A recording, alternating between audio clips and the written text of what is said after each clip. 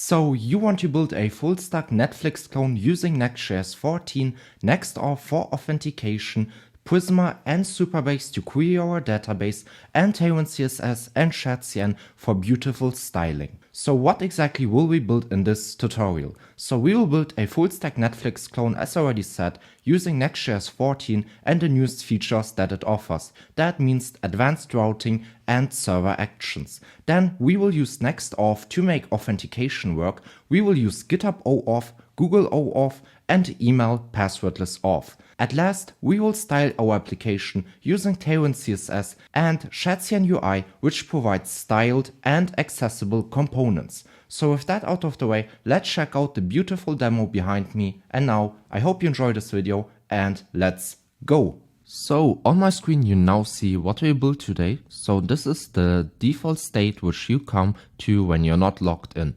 So this is the login page. I can click on sign up or on login, whatever I want to do. You also see that the background image is not re-rendered, which means that we use layout routes. And for that we will use route groups, which also means that it won't get mapped to the URL. Now I can log in with whatever I want. I will choose Google, and then once I'm signed in, I will get redirected to /home. So this is now the home page that you see. Now the first thing you see is this video player right here on the top. I can now click right here on learn more. Then I see more about the video, the title, description, a bit of more data right here, and the trailer.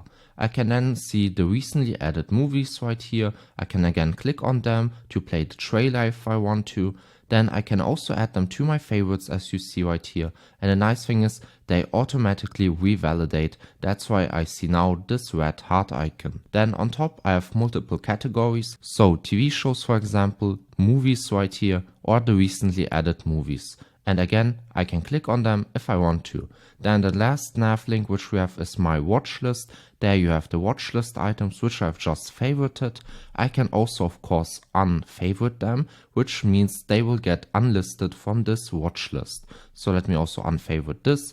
And now this is an empty watch list. This project is also completely mobile friendly. So I hope you enjoyed this video, and now let's go. So to get started, I will cd into my desktop directory, cd into my YouTube directory, and I will run npx create-next-app at latest to install the latest package of Next.js. The CLI will now ask me for a name, so let's name it Netflix clone-yt.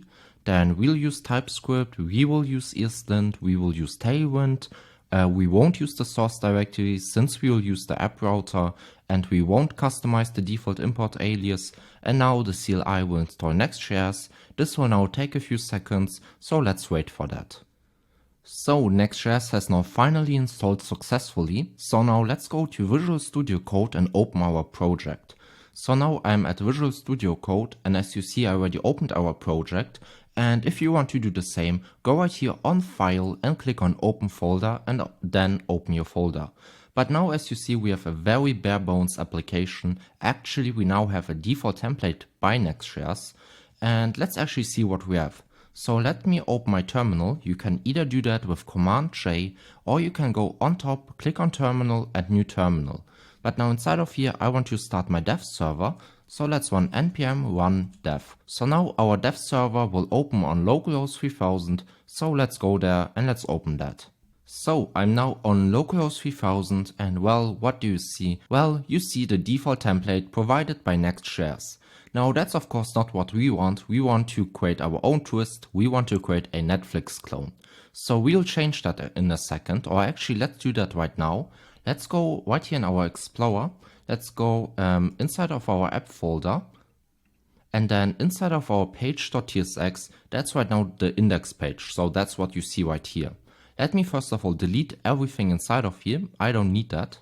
And then instead of this return statement, let's create a return with an h1, and let's say hello from the index page. If I now save that and go back, well, that's what you see. So what you saw seconds ago was just the default template or the default index page by Next.js, and now you see we have modified it, and that's what you now see in our Chrome browser. But now of course we don't want to leave it like that. We want to actually create something very beautiful, a beautiful Netflix clone. And before we can actually do that, I want to install a very important package which we'll need for this project, and that's Shadcn UI, so let me go to the website. So now I'm on ui.shadcn.com, and again, if you want to go to the same URL, go to my YouTube description and click the link.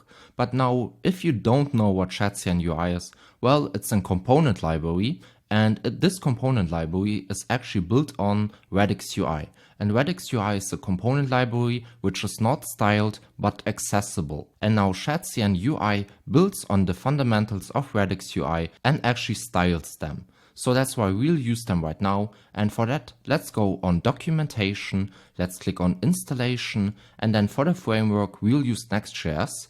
Then right here you see a quick start guide, and now we have already done step 1, which is to install Next.js.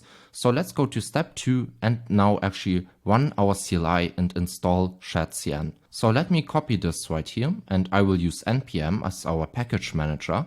Then let's open our terminal, then let me stop my dev server right here, let me clear everything, and now let me paste the CLI right here, or the CLI command actually. Now the CLI will ask us a few questions. First of all, would we like to use TypeScript? Yeah, sure, let's use that. Let's use the default style. For our base color, we will use slate. Then our global CSS file, let's see where it's located. You see it's inside of the app folder and it's called globals.css. So that's correct as you see. Then we'll use CSS variables. Where's our tailwind.config.js located? Well, as you see right here, our tailwind.config.ts is provided inside of the root folder, but now we have a discrepancy. Right here we have a tailwind.config.js, but inside of our project, since we use a TypeScript project, we have a .ts. So let me change that. Instead of a tailwind.config.js, let's do a ts. That looks good. Now our import alias is correct. We will use add/components. For our import alias for utils, let's also leave it like that. That looks fine.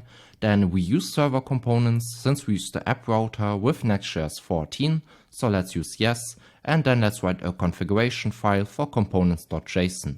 So now that looks good. And let's wait for a second. So now we have installed successfully Shadcn UI. And before we actually test it out, one thing I want to do right now, if you go back and click on the navbar on themes, you can actually create your own theme, or not create your own theme, you can do that, but you can also choose a theme right here which is already provided.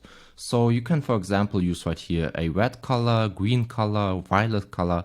That's the base colors which you can use. But what I want to use is the string color right here. So what I will do is click on copy code. This will now spit out the CSS variables which I will need. So let me copy them. Then I will go to the globals.css file. And then instead of this default CSS variables, let me delete them and paste what I've just copied. Now also one thing you will see, if you go to our tailwind.config.ts file, you will actually see that Tailwind, or not Tailwind, I'm sorry, but Shadcn UI has now created a bit of configuration files. So right here we just use our colors, so which we have provided right here with CSS variables, and give them right here names. So our border has then our CSS variable, which is right here -- border. Now also if you go to our package.json, what you'll see is that we've also installed a few packages with Shadcn UI. So for example, right here this class variance authority, or CLX, or Tailwind merge, or Tailwind animate. That's not very important, that's just needed for the components to make them look nice. But an important thing and a nice thing is that also Lucid React is installed. And if you didn't know, actually Lucid is an icon library, and you can also follow this link. So let's do that real quick. You will see right here that Lucid is a icon library, which is very nice and also has consistent and beautiful icons, as you see right here. And we can now use them actually inside of our project without copying any SVG code. So that's very nice. And I also really like these icons actually. But now let's actually test out Shadcn UI to see how it looks like. So I will now go back to the Shadcn UI website. Let me click right here on components in the navbar. And now let's actually just install a button right here. So right here you have an installation CLI command. Let's just copy this. We'll again use npm. I will open my terminal, clear everything, and paste the command. This will now just install the button, and you will see in a second now, if I close my Explorer everything, you will see right here we have now a components folder with a button.ts file. And now as you see, this is actually a Radix UI component which is styled using Shadcn UI. So Shadcn UI provides nice default styles for us, which we can also actually override if we want to do that. But I don't do that since I think they already look very nice. So now let's see how it looks like. So let's go to our index page, and now right here, let's create this return, and then let's create a div element. So let's do that. And then inside of here, I will now import my button, and this is uppercased as you see, and then you can import that from add components UI button. Let me do that. Then let's say hello from Shadcn UI, and let's create also underneath it a h1 hello from the index page. If I now save that and go back and reload everything, you will see our dev server is not running. So let me open my terminal and let's start our dev server with npm run dev. This will now again take a few seconds, so let's wait for that. And now if I reload the page, that's what you see right now. We have the Shadcn UI button, and if you hover on it, you actually also see hover styles, which again shows you how the default styles of Shadcn looks like, and you also have an h1 tag. Let me actually give it some margin to see it a bit better. So let's give it a class name of margin 5. If I now go back, yeah, that's what you see. You see a button and a h1 tag. Now there's one thing right now. You see our background is white. Now that's actually not what I want to do. Let me actually open my demo real quick. So what do you see right here? Well, actually our theme is dark. So if I would reload this page real quick, you saw this little flash of the background color. And again, if I go back right now to our localhost 3000, our background color is white, but I want it to be black. So let's change that real quick. To change that, what we have to do is go right here to our globals.css files, and then right here inside of our layer base, what I want to do, instead of giving it a BG background, I will give it a BG of black. And then let's save that and let's go back. Well, that's what you see right here now. We have this button and we have an h1, but you can't see that. Now that looks alright, but it does not really look good. So first of all, our button is 100% not accessible. You don't even see that that's a button, since the background color is actually, I think it's also black. I can't even see it really. And then our h1 tag is also black. And again, you can't see black on black. You want to see white on black. So you have to change that. So inside of the globals.css, again, we have our CSS variables. And now you see we have two, I guess, tabs. We have right here for our white mode, and then we have a class for our dark mode. But again, since I want to use this page only in dark mode, I want to force Shadcn UI to also only be on dark mode. So what you have to do is right now copy everything inside of this dark class, and then right here we have everything from background up to ring. Let me delete everything. The only thing I want to leave right here is the -- radius, and then let me paste that inside of here. So again, I've deleted everything inside of this root, just not the radius. And then I've pasted everything from .dark, so from the dark class name. And if I would now save that and go back, well, what do you see? Our button is not black anymore, but white, and our text is not black anymore, but it's also white. Again, that's because we have now manipulated, I guess, Shadcn UI to tell it that we are on dark mode, even though we are actually just on white mode. But that's alright, because I only want to run this website in dark mode and not in white mode. So now I think we can actually continue and now create the login and the sign up pages. Now before I do that, let me again open my demo right here. Now what's one thing you see? If I click on sign up now and click again on login now, do you see re-renders? Well, yes, you see a re-render for this block right here. So the black block does re-render. You see this little flash when I click on this route button. But what does not re-render? That's actually right here our background image. This Netflix background image and our logo, it never re-renders. But now that's strange, right? Because if you go right here to our URL, and now if I click on sign up, you'll see that we have a /sign up, but we don't have an parent layout. So we don't have, for example, a /auth/signup and a /auth/sign-in, but we just have a /signup and a /login. And now the question arises, how the hell do I create a parent layout without creating a parent route in that sense. And for that, Next.js with the app router has created a very cool feature, which is called route grouping. So let's check out the docs. So now I'm at the Next.js docs, and right here I'm now at the route groups. And we can actually read it right now. So inside of the app directory, nested folders are automatically mapped to URL paths. That means if I would now create a normal folder inside of our application right here, so if I would now go inside of my app folder and create a folder, what you would see is we would create a path. So for example, /auth. But with route grouping, you can mark a folder as a route group to prevent the folders from being included in the route URL path. This allows you to organize your route segments and project files into logical groups without affecting the URL path structure.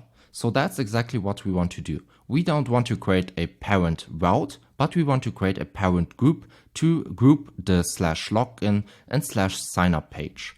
So how do you do that? In the docs right here, you can see you can actually wrap them with this parentheses. You just wrap out your folder name inside of parentheses, and with that you have created a route group. So let's do that right now. Inside of your app folder, create a new folder, and now let's wrap it in parentheses and let's say auth. Now we have created a route group which is called auth, and now inside of here we can create two new folders. So first of all, let's create a login folder for our login page, and then inside of the auth folder, let's also create a sign-up page. Now for our login page, let's create a page.tsx. Let's do also the same for the sign-up page. So let's create a page.tsx, and now let's actually create our UI. Now a second ago, as you know already, I've already talked about our layout and re-rendering. So again, to reiterate, I want this background image to stay as a layout. So I don't want to re-render it once I change routes right here. So how do I do that? Well, inside of our route group auth, I want to create a layout.tsx file. So no folder, but just a file, which is layout.tsx. Now inside of here, as I always have to do, I have to create a export default function. So let's do an export default function. Let's name it, I guess, auth layout. And let me open this export default function now. Inside of here, I can now return something. So let's return a h1 and let's say hello. And what I want to do now is underneath this h1, show my children. And with children, I mean the login page and the sign up page. Now, how do I get my children? Well, I get them through the params. So let me destructure children. And now I have to give children a type. So children will be of type React Node. And React Node, as you see, is imported from React. Now, underneath this h1, I can now just paste my children. And now I have also to wrap this h1 and children in a div tag. So let me do that. And now I can save that. Now let me go right here again to the Explorer. Let's go to login. And then inside of this page.tsx, let's create a export default function. Let's say login. And let me open that function. Inside of here, I can now return something. And let's say h1. And let's say hello from the index page. And let's save that. So what I can do now is let's go back to localhost 3000.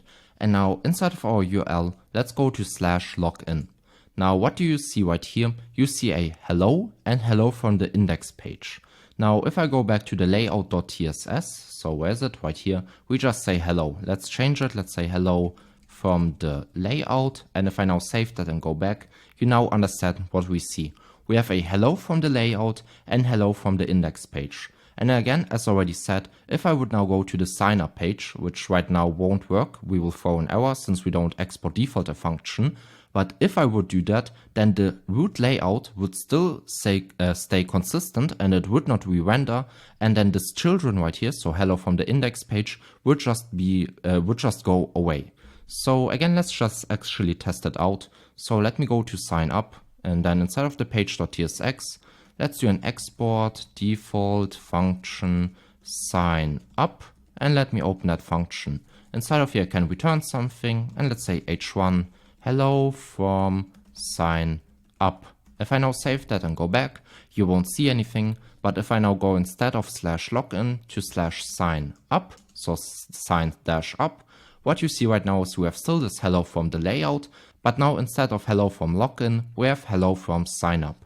So that's what we have just created. We have created a layout which is shared to both routes, but the individual route can have different content. And it's always right here rendered. If you go to the layout.tsx, inside of this children, that means under this h1 tag.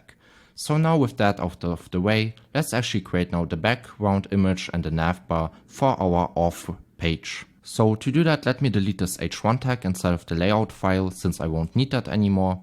And then for our div element, let's give it a class name of, let's say, relative. Let's give it in flex, h, which will be screen. We'll have in w, which will be screen. Then let's give it in flex of call, bg of black, and md will be items of center. Let's give it also an MD of justify center. And then let's also at last give it a medium of BG transparent. So now inside of this div element, I want to render my background image and my navbar or my navbar logo. And now where do you get the images from? Well, you can go to my GitHub repository, click on code, and then just download it as zip. Then inside of the public folder, you'll have all the images you need. So the background image is right here, login_background, and also you have right here Netflix_logo. But again, all you have to do is go on code and click on download zip. But now I will go back, and as you see, I already put all of the files right here inside of my public folder. So the login background, the logo, and the avatar. But now let's use that. So inside of this div element and above the children, let me use the image tag provided by Next.js, and that's imported from next/image. And now why do you use this image component? Well, if you go to the docs, the Next.js image component extends the HTML image. So in theory, the image component is still the same. At the end, the HTML will still have a normal image tag, but it has features, so for example size optimization, visual stability, faster page loads, and asset flexibility. So that's why we'll use this right here and not the normal image tag. So now we'll first of all have to give it in source. So let's give it in source. And for the source, I will first of all have to import the image. So on top, let me write import. Let's import a background image, and from, let's say, // public, and then this will be the login background.jpg. Then inside of the source, I can now pass my background image. Now I also have to give it an alt tag. For the alt, let's just say background image. Then let me also give it a class name. Now for the class name, I want to first of all give it a hidden, since I don't want to show the background image on smaller devices, and I only want to show the background image on bigger devices. So first of all, the class name will be hidden. Then when we have a smaller device, so SM, I want to show the image, so I will give it an flex, and let's give it also an SM of object cover. And then I also want to give it a Z index of -10. So let's give it a -Z of 10. So now if I save that and go back and let me reload the page, well, you see now the background image. But now there's one thing. If I reload the page actually, you will see this little black screen. That's fine. But if your network is slower, the image will actually take longer to load, and then you'll see this black background even longer. So if you open your network tab right now, so let me open that, and if I now reload the page, you see that the image is actually just loaded right here. So we load all of this stuff and then we just load the image. But what I want to do is actually load the image with a priority. So I want to load the image actually pretty early on when we refresh the page. And for that, actually Next.js has a very nice property, or the image component, and that's priority. And with that, I just load the image with a priority. So if I now right here click on to delete everything from the network tab, and if I now reload the page, you will see that the image is not anymore loaded right here somewhere in the middle, but it's actually loaded as one of the first things. So I now load the image with a priority. Also, one thing you see right now is our image does not fill the whole screen. So you can also again use another property, which is just called fill. If I now go back, you see now the screen actually, or the image, fills the whole screen, which looks quite nice. And if I make the screen smaller, so smaller than the small breakpoint, you'll see that we don't see anymore the image, but just the normal background color. So that looks good, and now we can actually continue. But now there's also one more thing, and that's, I think the image is a bit too bright. So let's tone it down a bit, and for that we can use right now in the class name brightness, and let's set the brightness to 50%. If I now save that and go back, well, you see the image is much darker now and you see the contrast much more. So now the h1 tag with hello from signup pops much more. So now let me continue, and now I want to show the logo. So on top, let me again import the logo. So let's do a import, let's say logo from // public, and then it's called logo, let's see logo, or it's called Netflix_logo.svg. And then under this image tag, I want to again use an image tag. So let me again use that. Let's give it in source, and the source will now be logo. Then for the alt, let's just say logo. Then let me also give it in class name, and the class name will be absolute. Let's give it in left of, let's say 4. Let's give it in top of 4. Then let's give it also an object, and the object will be contain. And let's give it a medium of left 10 and a medium of top, which will be 6. If I now save that and go back, well, you see a logo that's a bit too big actually. Yeah, it's too big. So let's actually change the size.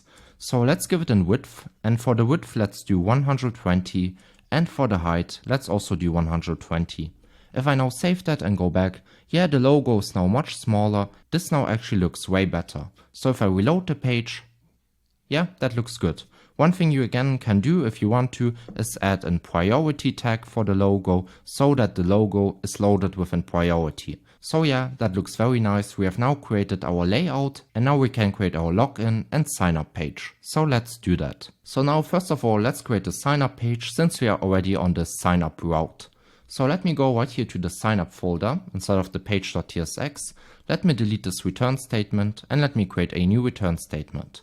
Inside of here, let me create a div element. Let me give it a class name of margin top 24. Let's give it in rounded. Let's also give it a BG of black. And I want the color to not actually be black, but I want it to be a bit of transparent. And for that, I can add an opacity of 80%. So I can use the slash, and then I can add any number, and this will be then the percentage in opacity. Then let's give it a padding Y of 10, padding X of 6, medium, which will be margin top of 0, and let's give it a medium of max width small, and medium of padding X 14. And then inside of this div element, let me create a form element, and I won't style it actually, and I also won't use an action right now. And then inside of here, let me create a h1 tag, and let's just say for now, sign up. If I now save that and go back, well, that's what you see right now. You see this black background color, and you see an h1 with sign up. And again, if you want to change the opacity, you only have to change the number at the back. So you could now use a 70% opacity, and then you will see that the color is a bit more light. But I will leave it at 80% since I think it looks quite good. But now let me style first of all this h1 tag. So let's give it in class name. Let's give it in text, which will be 3XL. Let's give it in font, which will be semi-bold. Let's also give it in text, which will be white. If I now save that and go back, you now see that the sign up text is actually a bit bigger, and this looks even better. So now under this h1, let me create a div element, and let me give it in class name of space y4 and margin top of 5. And then inside of here, what I want to now create is an input and a button to sign up. And for the input, I want to use a Shadcn component. So let me again go to Shadcn UI. And I'm now again on Shadcn UI. So let me search for input. Then we have it right here. Let me go to installation and copy the command. Let me again open the terminal. I can right here now click on just new terminal and then just paste the command right here. This will now install our input. Let's wait a second. And now I can use our input, which is uppercase since it's a component. I will import that from add components, and this is in self-closing tag. Then under the input, let me create a button, and this is again a component. So let me import that, and right here, let's say sign up. If I now save that and go back, well, you now see an input and you see a sign up button. Still, that does not look good. First of all, the input, you barely see that right now, and the sign up button, it should be red and not white. So now, first of all, let's style our input. So let's give it a type, and the type will be of email. Let's give it a name, and the name will be of type email. Then let's also give it a placeholder, and let's say email. Let's also give it a class name, And now for the class name, first of all, let's give them background. And I want to use a custom value. And for that, you can use this array brackets right here. And then let's give it a hashtag of 333. If I save that and go back, you now see that the background color is a bit more visible, and I think that looks better. Then let's continue. I want to now target the placeholder right here. And then let's give it in text, which will be XS. Let's also target again the placeholder. And then let's give it in text, which will be gray of 400. And let's give it in W, which will be full and inline of block. If I now save that and go back, you see this looks very nice in my opinion, and you can now actually see that that's an input. Now let's also style the button. So let me give it a class name, which will be W of full, and let's give it in BG. And I again want to use the custom brackets since I want to use a custom value. And the custom value will be hashtag E50914. Now if I save that and go back, this is now the button. Again, this is still not good. Our text right here is black, and if I hover on it, it's white. So I can add a variant to the button. So let's give it a variant, and the variant will be destructive. If I now save that and go back, you see that it looks way better. I have now a hover effect, and the text is white and not black anymore. Also, one thing you can do right here is also good in type, and the type will be submit, since I will want to submit the form with this button. Now under the form, I want to create another div element. So let's create a div element, and then inside of here, I want to say already have a account question mark. And if so, let's create a link component, and the link component is first of all imported from next/link. And again, this is just the normal a tag, but with superpowers. So for example, prefetching and client-side navigation. Now right here, TypeScript complains to us since we have to pass a href tag. So for the href, let's give it in slash of login. And then inside of the link, let's just say log in now exclamation mark. If I now save that and go back, you right here now see already have an account, log in now. Let's style that, that does not look good. So for the div, let's give it a class name of text, which will be gray 500, text, which will be small, and let's also say margin top of 2. Then for the link component, let me also style it. So let's give it a class name of text, which will be white, and hover, which will be underline. So now if I save that and go back, you see this looks very nice, and you now actually see that this is a button or a link actually. Now underneath that, I want to now create two buttons, so a Google sign-in button and a GitHub sign-in button. So let's do that right now. To do that, go under your link component and under the div, and let's create another div element. Let's give it a class name, which will be flex, W of full, justify, which will be center. Let's also give it an items of center, and let's give it a gap, which will be x of 3, and margin top, which will be 6. Inside of here, I want to now create the Google sign-in button and the GitHub sign-in button. So for that, first of all, let's create again a button, and we'll use the button component.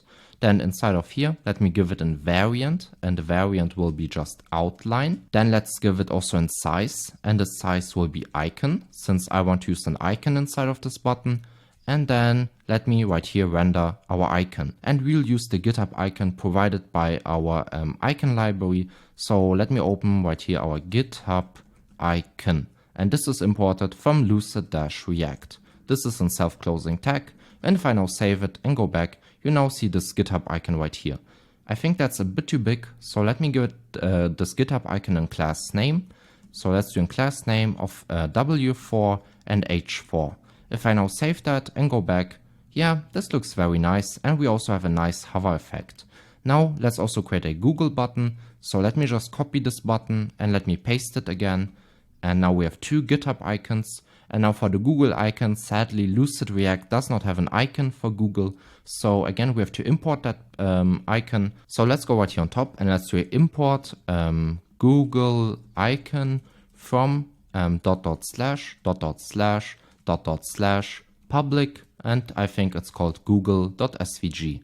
And then I can, instead of using this GitHub icon, I can use a image tag, and image tag is again provided by next/image. And then inside of here, let me pass the source, which is Google icon.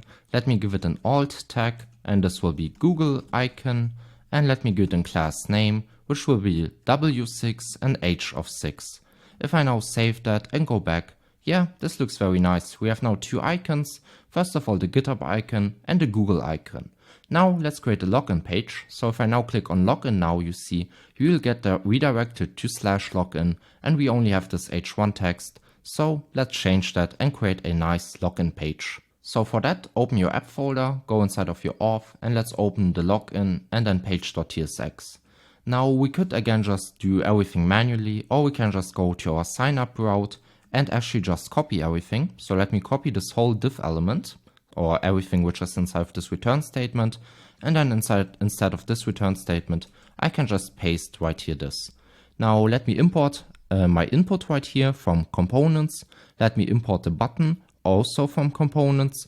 Let me import the link, which is imported from next/link, and let me import our GitHub icon from Lucid React, and then I also have to import our image component. So it does not sadly import automatically. So on top, let's do an import image from next/image, and I have to import the Google icon. So let's do an import Google icon from //public and google.svg. So let me copy that, and instead of Google icon, let me paste a different name I've created. If I now save that and go back, let me reload it. You see now our login page and sign up page are both actually the same. So now let me change the login text to actually be equivalent to the login page. So for that, instead of an h1 with sign up, let's say log in. Then right here in the button, instead of sign up, let's right here also say log in. And then right here, instead of already have an account, let's have a different question with new to Netflix question mark. And if so, let's say sign up now. Then we'll also have to change the href. Instead of /login, let's say /sign-up. And I think that's quite good. So if I save that and go back, yeah, that looks good. Login, email, login, new to Netflix, sign up, and the two buttons. So if I now click on sign up, we'll get redirected to /sign-up. And if I again click right here on login now, you see that works perfectly. And you also see that the background or the layout does not change. So the background image does not get re-rendered, and only this, I guess this black background color will get re-rendered. But everything else is static and does not get re-rendered. So now we have created a login page and a sign up page. And now let's create the functionality to actually sign up or log in. Now to make authentication work in this project, we will use Next-Auth. And if you didn't know, Next-Auth is an open source project, which is actually also sponsored by Vercel, and the creator also works now for Vercel. And I think it's a very great package, and I think it's also quite easy to use. Maybe a bit more complicated than, for example, Clerk, but I think it's very nice since it's free and very extensible. So what we have to do now is right here click on documentation, let's go on getting started, and then right here let's copy this install command, so npm install Next-Auth. Let me open my terminal, let me right here clear everything, and let me paste the command to install Next-Auth. So once that's done, we can actually continue with setting up Next-Auth. So right here let's continue with the quick start guide, and it tells us to add an API route. So to add a Next-Auth.js to a project, create a file called .next-auth.js in the pages API auth folder. But now we don't use the pages folder, we'll use the app router. And for that it tells us right here, if you're using Next.js 13.2 or above, which we use Next.js 14 with the new app router, you can initialize the configuration using the new route handlers by following our guide. So let me click on this guide right here, and again I would also encourage you guys to also go to the documentation and do the same, since it will be much easier. So right here now it shows us how to exactly create our route handler, or in that sense our API route. So what you want to do is go right here inside of your Explorer, go inside of the app folder, then let's create a new API folder. Then inside of the API folder, I want to create a auth folder. And then inside of the auth folder, I want to create this right here, this inside of the array brackets, this ... Next-Auth. So I will now just copy that to be sure to not misspell anything. And now inside of this app folder, let me just paste that. So ... Next-Auth inside of array brackets. And now since we want to use route handler, and we want to create an API route, we have to create a new route.ts inside of this ... Next-Auth folder. Now inside of here you see what we have to do. We have to import Next-Auth, then we have to initialize our handler and then export our handlers in GET and POST request. So let's actually do that. So what we want to do right now is right here import Next-Auth. So let's do import Next-Auth from Next-Auth/next. And then I want to create a handler. So let's do a const handler, which is equal to Next-Auth. And then right here, I have to pass my auth options, which I will do in a second. And what are auth options? Well, actually, this is just the file in which we'll tell Next-Auth what providers we want to use. So in that sense, GitHub, Google, and email. So we'll create that in a second. And now the last step, what we have to do is export our handler as in GET and POST request. So let's do an export as an object handler as GET. And I want to do a handler as POST. So now since TypeScript still complains right here and it tells us expected 1 to 3 arguments but got 0, let's actually create now the options. And for that, let me again open my Explorer, and then inside of the app folder, let's create a new folder called utils. And then inside of the utils folder, let me create a new file called auth.ts. So what do we want to do in this auth.ts file?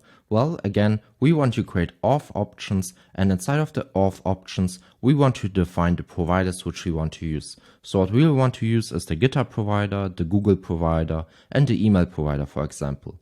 And to actually see how it works, let's go to the Next-Auth docs website. So I'm now on the Next-Auth website, and I think actually if you're new to Next-Auth, the docs can be a bit, I guess, complicated at first, but once you get the hang of it, it's actually quite easy. Now right here you have first of all providers, and you also right here, if you scroll down, have adapters. Now what's the difference? So the providers is for example Google, email, GitHub, Facebook, so everything which you can use to authenticate. And then what is the adapter? Well, the adapter is where you store your user information. So the session, the user data, etc. And for that you have multiple possibilities. So for example, Drizzle ORM, Firebase, MongoDB, etc. But we'll make it very simple. We'll use Prisma for that. And now you'll see if I click on that, we'll get redirected to the auth.js website, and it will tell us how to get started with that. So first of all, we'll have to install Prisma. So let's actually copy the command right here. And again, I would highly suggest you guys to also go to the website and also follow me and copy everything from here. So I will copy the installation command, I will open my terminal, and then let me paste it inside of here. So what we do right here is install Prisma client. We install the Prisma adapter for Next-Auth, and we also install Prisma as a development dependency, as you see right here. This will now take a second, so let's wait for that. So now you see Prisma has been installed and also the Prisma adapter. So now let's actually initialize Prisma. So what you have to do is an npx prisma init to initialize Prisma. So what you will now see is that Prisma has actually created 2 files, or 1 file and 1 folder. So a .env file where you store your secrets, and then also a Prisma folder with an empty schema right now. Also right here they give us a warning, warn you already have a .gitignore file, don't forget to add a .env init to not commit any private information. So let's actually follow this advice and do that, since we don't want to push any of our secrets to GitHub. So right here inside of our git.ignore, let me add a .env file, just to be safe. So now with that done, if you go to the .env file actually, so let's go there, where is it, .env, here is it, you will see we'll have a database URL. Now this right now is just a default empty database URL which does not work, and we have to create our own database, or our own database URL. And how do we do that? Well, we'll have to use a provider, and I will use for this project Supabase, which offers a Postgres database, so let's go to supabase.com. So I'm now on Supabase.com, and if you didn't know, Supabase is an open source alternative to Firebase, and I really like it. I like it more than Firebase or any other alternative. And the cool thing that they have is that they use Postgres database, they offer authentication, instant APIs, edge functions, and much more. But for our project, all we need is a database, and for that we will now use Supabase. So if you already have an account, click right here on dashboard, or if not, create one. Then let's click on new project right here. I will choose my organization. Then for the name, let's just name it Netflix Next.js 14. Then for the password, I will just generate a password right here and then copy it since we need it in a second. And actually, let me also paste our password right now in the .env file since we will actually need it in a second. Then for the region, I will choose Frankfurt since it's the nearest to me. And then let me click right here on create new project, which will create a new Supabase project for me. Now this will take again a few minutes, I think about 2 minutes. So let's wait for that, and once that's done, I will come back. So as you see now, our project has now finally initialized. So what I can do now is click right here on settings, on project settings, then let's click right here on database. And then right here we have our connection string, which we'll need right now. So we don't need the PSQL string, but we'll need the URI. So let me copy that. And now instead of this database URL, let me delete it and paste what I've just copied. Now right here you see I have to pass my password. So I have copied it right here already. So let me copy it again. And instead of your password, let me delete that and paste my actual password. And now since we have now initialized our Prisma, or in that sense our database, and created the connection, we now have to create a schema. Since if you right now go to your schema.prisma, you see that it's empty, and we want to create a schema where we can store the user data, the session, etc.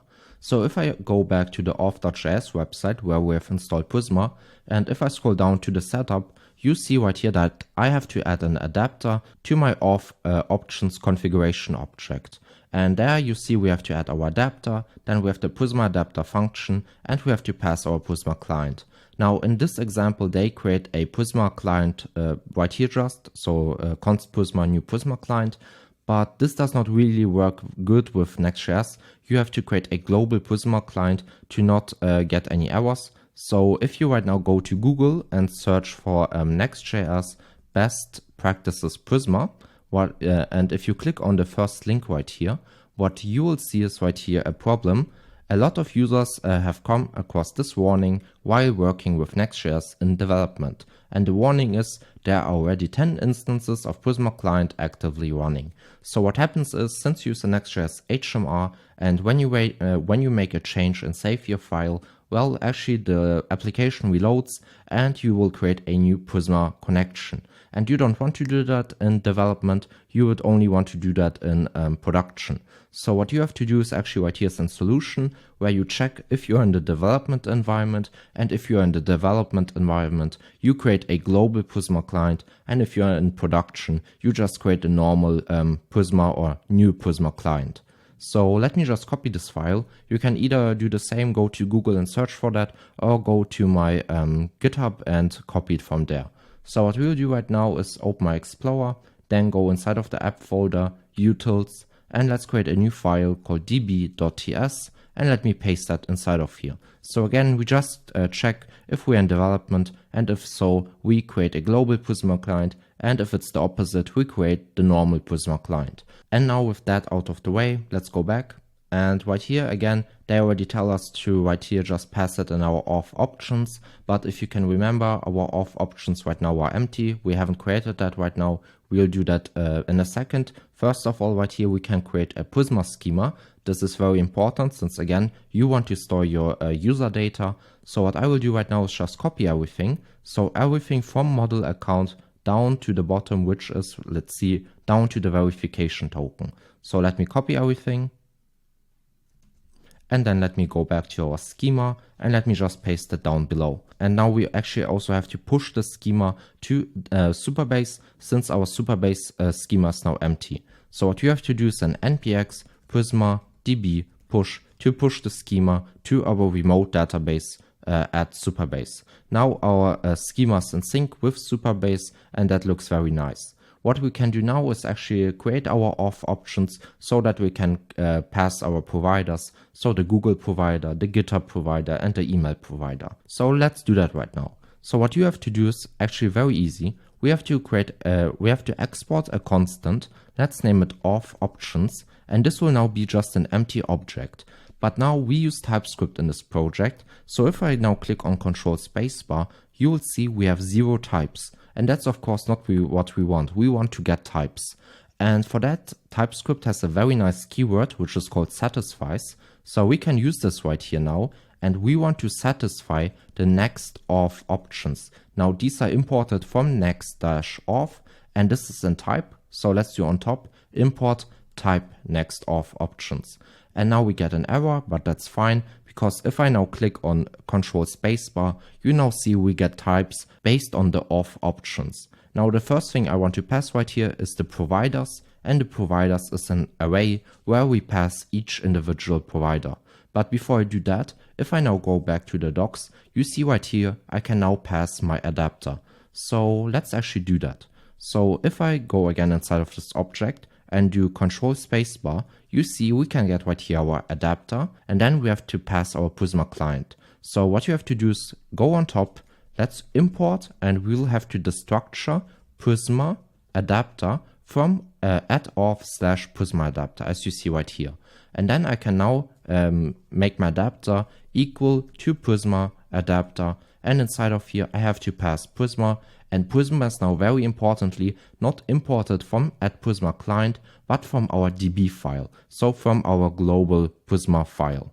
Now that looks very nice, and now this actually also works. So now all we have to do is create our providers. Also, let me right here pass a comma to not get any errors. And now for the providers, I will actually use 3 providers. So first of all, the GitHub provider, the Google provider, and the email provider. And for that, let's actually go right now to the Next-Auth website to check it out. So I'm now on the Next-Auth website, as you see. And now instead of adapters, we can click now on providers. Now, what's the first provider which I want to use? Well, that's actually GitHub. So let me search for GitHub. Where is it? Here, it's right here, GitHub. Right here we have a note. GitHub returns a field on account called refresh token expires in, which is a number. See the docs. Remember to add this field to your database schema in case you're using an adapter. Now we have to actually also do that since we want to use GitHub. So now what we have to do is go to our schema right here, and then inside of account, as you see, it tells us right here in the field account called refresh token expires in, which is a number. So right here in our account, I can now just copy this. So it's called refresh token expires in. Let's put it right here. This is of type int. And now this is not always defined. So we have a question mark since it can be defined or not. We are not quite sure. So that looks nice. And now if I scroll down a bit, right here we have an example. We first of all have to import the GitHub provider. So let me copy that. Let's go to our auth options right here. Let me import that right here at the top. And then let's again copy right here our GitHub provider. So I'll copy that and paste it right here inside of the providers array. Now what do we do right here? We create our GitHub provider and then we pass 2 things. So first of all the client ID and the client secret. Now right here you see we pass them as environment variables. And why do we do that? Well, that's because they are secrets and we don't want to pass, or we don't want to show the secrets to the client, so we don't want to get any errors, no problems, nothing. If we store them with environment variables, they are stored in the server and they're never shown to the client, so there's no tampering to be made with. Now you also see we get a TypeScript error, and it tells me type string or undefined is not assignable to type string, and that's correct. TypeScript does not know if our environment variable is defined or not. So what we can do is right here use an as string. And also right here, let's do an as string. This is just a little TypeScript helper to not get any errors. Then the next provider which we want to use is Google. So let me click right here on Google. If I scroll down, what do I have to do? I have to import our Google provider. So let me just copy that. Let me paste it right here on the top. Then let me also copy the Google provider right here. And let me also paste it under the GitHub provider. That looks nice. Again, let me give it the helper as string, and also the same for the client secret as string. Now we have created the GitHub provider and the Google provider, and the last one which I need is the email provider. So if I now search for email right here, which is right here, and click on that, you will first of all see an overview of why you, for example, should use an email provider and why it's also a bit more safe than a credentials provider. So what is the email provider? Well, basically you will get a magic link every time you log in, and with that you don't have to memorize any passwords. All you have to do is enter an email. So now if I scroll down right here, we want to use SMTP as you see. We won't use HTTP, but SMTP. Now there are two ways you can do that. Either use a connection string or you use right here a configuration object. And that's what we'll do. So right here, let me just copy all of this environment variables. So I will copy that and then go to my .env file and paste it right here down below. Then if I scroll further down a bit, you right here see I can now import my email provider. So let me copy that actually. Let's go back to our auth.ts file. It's right here. Let me paste that right here. And then let me copy also the email provider with all of the options and paste it below the Google provider. So this looks very nice now actually, and we have now created actually everything. So the GitHub provider, the Google provider, the email provider, and we have also set up Prisma, so that's very nice. Everything should now work. Now the only thing that does not work is we haven't created the individual secrets. So we don't have a GitHub secret, no Google secrets, and we also haven't created right now an email service. So I think we should do that now. I know it's a bit boring since you have to go to the websites, create everything, but that's what you have to do. So now let's first of all go to github.com. So I'm now on the github.com website, and what I want you to do now is go right here on settings, and then once you're on the settings, let's scroll down to the developer settings right here on the bottom. Then let's click on OAuth apps and let's create a new OAuth app. Right here you see I already had some OAuth apps, but that's not important. Now for the application name, I will name it Next.js 14 Next-Auth. For the homepage URL, this will be localhost 3000, and to not misspell anything, I will open my terminal and run npm run dev to start my dev server. Right here you see it will open on localhost 3000, so I will just copy that to be sure to not misspell anything, and then let me paste it right here. Now for the authorization callback URL, I would highly suggest you guys again go to the Next.Auth website, and then if you click on Google right here, you see right here the configuration, and then you see that's our for development callback URL. So I will just copy that right now right here, and even though that's for Google, it's not important. Copy that and then right here paste that, and instead of Google, let's rename it to GitHub. So we have localhost 3000 /API /auth /callback /GitHub. Now let's click on register application, and this will now create a new application for us. Now right here we have a client ID and a client secret. So now what I will have to do first of all is, if I go back to the auth.ts file, right here inside of our GitHub provider, we have a client ID. So let me copy this GitHub ID name. Let's open our .env file, and then under the database URL, let me paste that. And for the value, I will copy the client ID. Then let me paste it back right here. That looks good. So if I go back, what's the next field? The client secret. How do we name it? It's called GitHub secret. So I will copy that, paste that, and then this will be equal to the value of the client secret. For that, I have to generate a new client secret. And now I can copy this client secret, and also you should copy it, since if you don't copy it and delete it somewhere, you have to generate a new client secret. So I will copy it right here and then just paste it. So now we have set up GitHub in that sense. Now let's go to Google and do the same. So I will copy the name, Google client ID, and then paste it down below. Then what else do we need? Then we need the Google client secret. So let me copy that, paste that right here, and this will also be equal to a value. And now let's go to the Google website and actually create the client ID and client secret. So right now I'm on the Google Cloud Console, and now for you it could be maybe something new. You will first of all have to create an account, and also right here on the top you will have to create an organization. But I think you will be able to do that on your own. It's not very hard, and there are 1,000 YouTube tutorials for that. But once you're on the screen where you can create your own credentials, then you're right, and now we can actually continue. So you can click right here on create credentials, and we have to create an OAuth client ID. So let me click on that.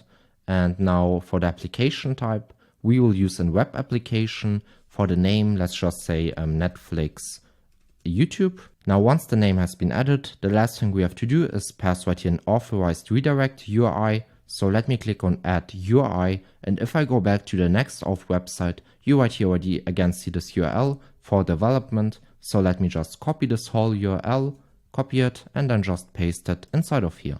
Then let me click on create. This will take a bit. and then we write here get a client ID and a client secret. So let me copy the client ID, then let me paste it inside of here, and for the client secret, let me copy it and also paste it right here down below.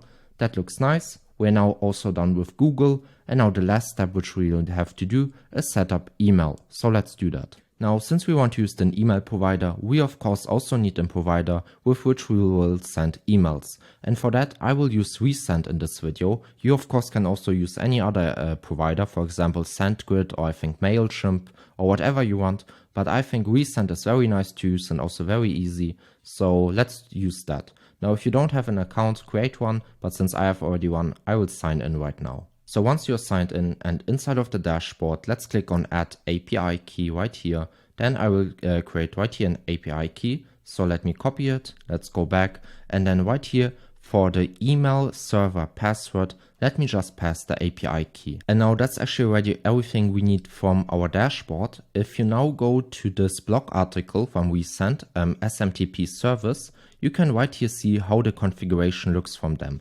Again, all of the URLs are inside of my YouTube description, so you don't have to search anything yourself. You can just click on the link and see it right here. But right here they tell you how to use SMTP. So for the host, it will be smtp.resend.com. So let me copy that and paste it right here for the host. Then the port will be 465. Let me copy it and paste it. And then for the username, let's see, the username is Resend. So let me copy that and paste that. And now for the email from, this is based on your own email with which you have signed up. So if I go back to the dashboard, you right here see my email, but I will just copy my own email right now and then paste it right here, email from. That looks good. And now we are already done with Resend. We have now configured Resend, we have configured Google, and we have configured GitHub. So actually our auth configuration object is done. So what we can do now is actually go to our route.ts inside of our API folder and then pass it right here. So right now we get an error since our Next-Auth function tells us expected 1 to 3 arguments but got 0. And now right here we can pass our auth options, which are imported from our utils folder from the auth file. So just like that. And now you see we don't get any errors anymore, and that looks very, very nice.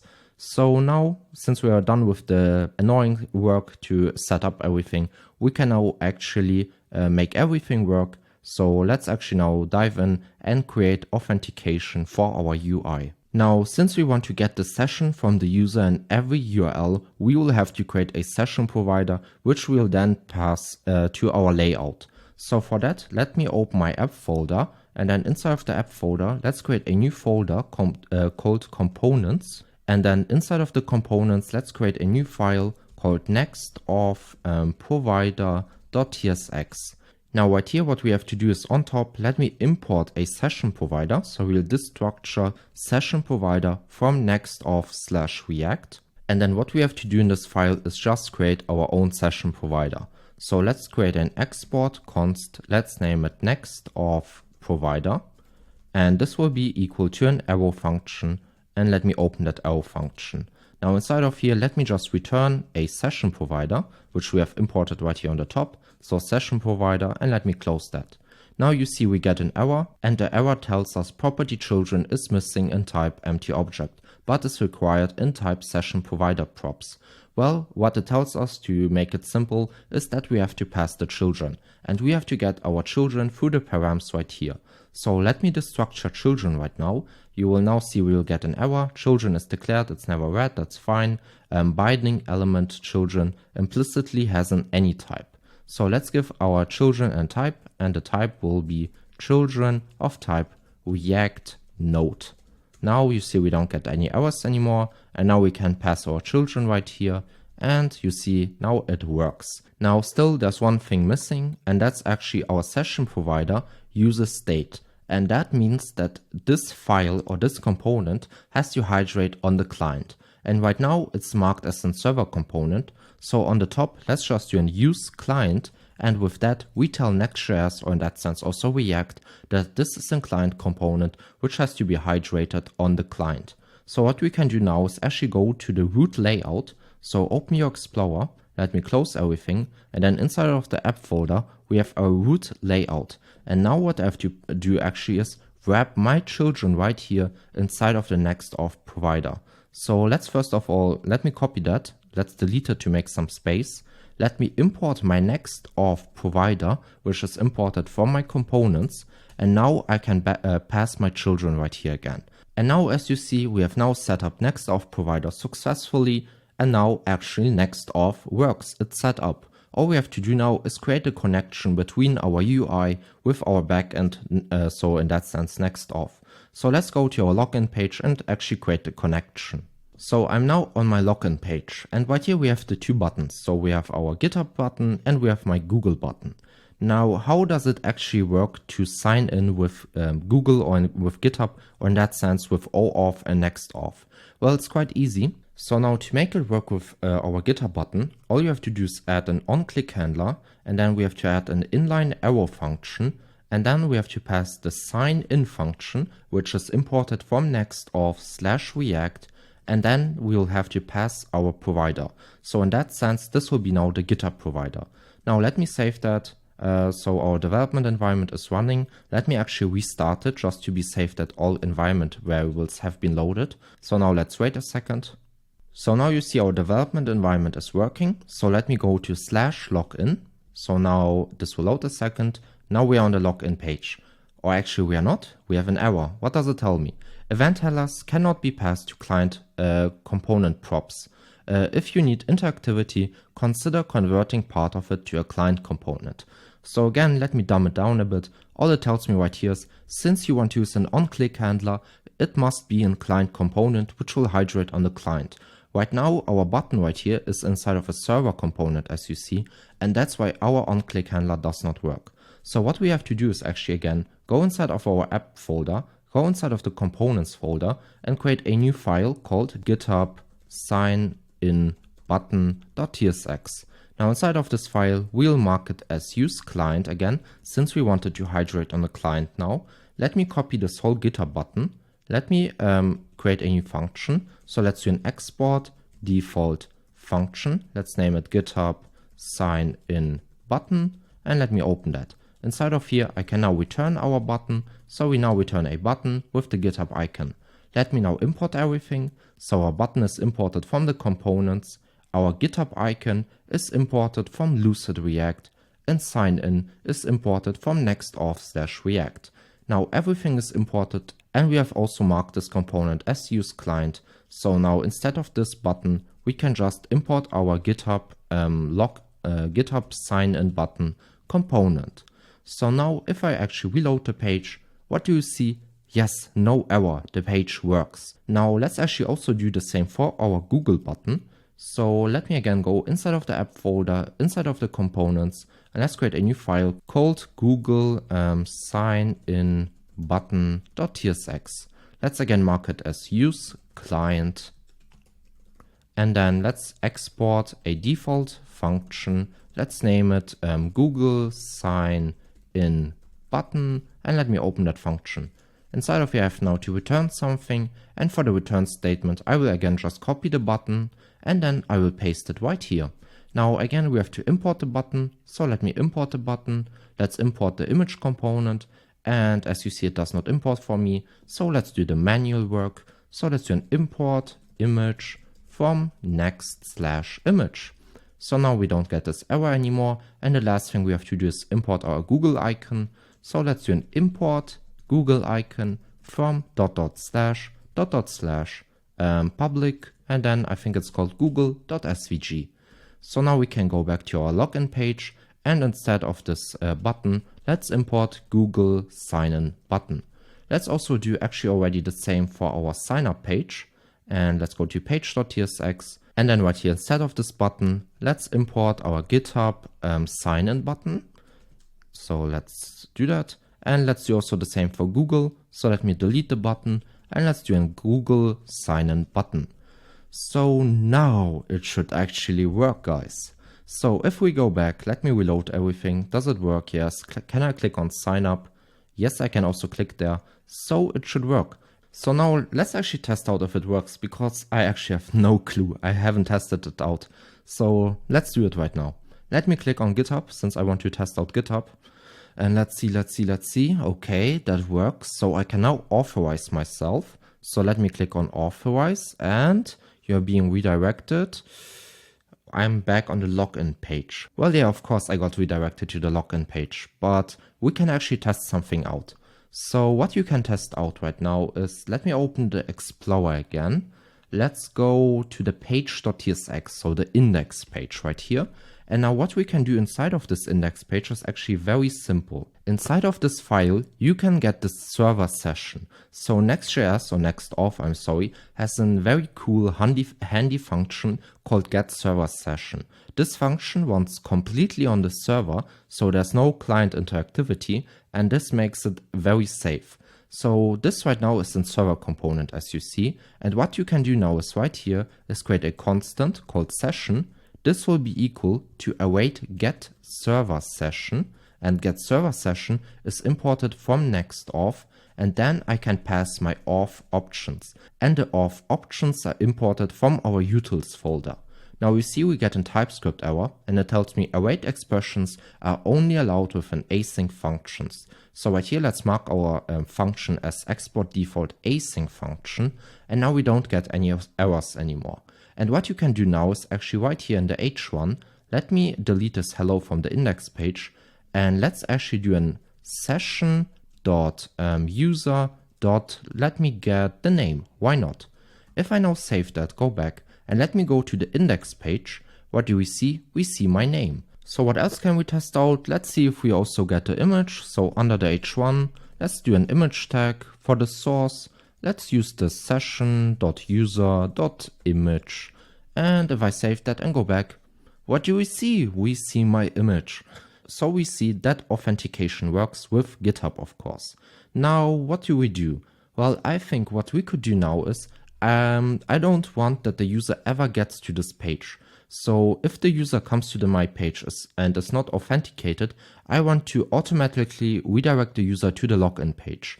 And if the user is already logged in, I want the user to be automatically redirected to the sign up page. So how do we do that?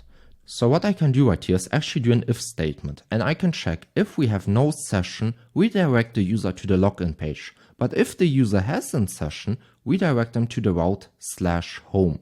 So before I do that, let me go back to my Explorer. Inside of the app folder, let me create a new folder called home. And then inside of the home folder, let's create a page.tsx. And then inside of here, let me do an export default function. Let's name it homepage. And then let me just open that function right now. Inside of here, I can now return something. So let's say h1 hello authenticated user, just like that. So now if I go back right here, I can now do my if statement. So let's do an if no session is there. So with an exclamation mark, with that I can say if there's no session. Let me open that. Let's say return redirect. Now redirect is very importantly imported from next/navigation and not from this next dist server. You will get an error if you import that from there. So import that from next navigation.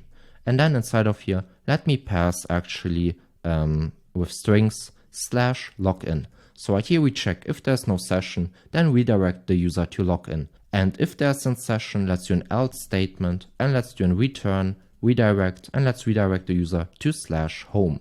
So if I now save that actually and go back, you see we got redirected to /home. If I try now to reach the index page, so / you see we still get redirected.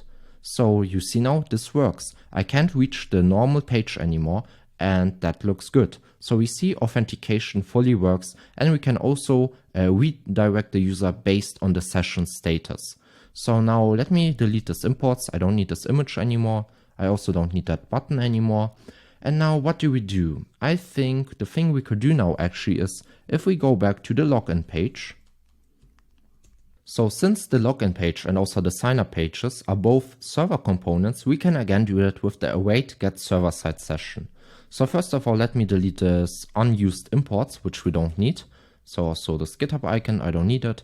And now inside of our export default function, I can do an const session. This will be equal to await get server session, which is imported from Next.Auth. and then I have to pass my auth options, which are imported from the utils folder. Now we get an error again. It tells me await expressions are only allowed within async functions. So let's mark this export default function as an async function. Now let's again do an if statement. So if we have in session, let's just return redirect, and redirect is imported from next/navigation, and let's redirect the user to /home. So now in theory, if I try to reach the login route, so /login, we should get redirected to /home, and that's also what you see right here. Let's also do the same functionality for sign up. So let's go to the sign up page. Let me delete the unused imports, so I don't need that, and I also don't need this icon. And now again, since that's a server component, I can do const session, and this will be equal to await get server session, and get server session is imported from Next-Auth. Let me get the auth options from our utils, and again, let's mark this function as async. So now let's do the same. Let's do an if statement. So if there's in session, let me just return redirect the user, and redirect is imported from next navigation. Let's redirect him to /home. So now if I try to reach the sign up page, so /sign-up, you will see we'll get redirected to /home. So this works perfectly. So now you see authentication fully works. We can authenticate the user, we can redirect the user based on the session, and now I think we can actually start with this fun stuff and create an actual homepage as you see right here. So let's do that right now. Now what's the first thing we want to do? I think the first thing will be a navbar. So let's do that right now. Let's go actually to the app folder, and then let's go to the components, and let's create a new file called navbar.tsx. Now inside of here, let's do an export default function. Let's name it navbar, and let me open that function. Then let's create a return statement, and for now let's just do an h1 and say hello from navbar. Now if I go to the home page, so right here, page.tsx, what we can do now is just return, and let's import our navbar. So navbar imported from our components, and if I save that and go back, we now see hello from navbar. So now let's actually create our navbar. So yeah. So to do that, we will start very simple. Let's create a new return statement with a div element. Let's give it a class name. This will be wfull max width, which will be 7xl, mx auto. Now why do we do mx auto? Well, that's because we actually give it a max width, and since we want to center the navbar, we have to give margin on the horizontal side auto. With that, it will automatically go to the center, so the navbar will automatically be in the middle of the screen on the top. So now what else do we need? Let's give it an items, which will be center. Let's give it an justify, which will be also between. Then padding x, which will be 5. Then on small devices, I want to have padding x of 6, then padding y of 5, and on large devices, padding x of 8, and let's give it also in flex. Now inside of here, let's create another div element, then let's give it a class name, and this will just be flex and items, which will be center. Now inside of here, I want to use the link component, and in the link component, I then want to render my logo, where then the user can click to get redirected to the home page. So let's use the link component from Next again. This is imported from next/link. Then you will see we get an error, and it tells me I have to pass an href property.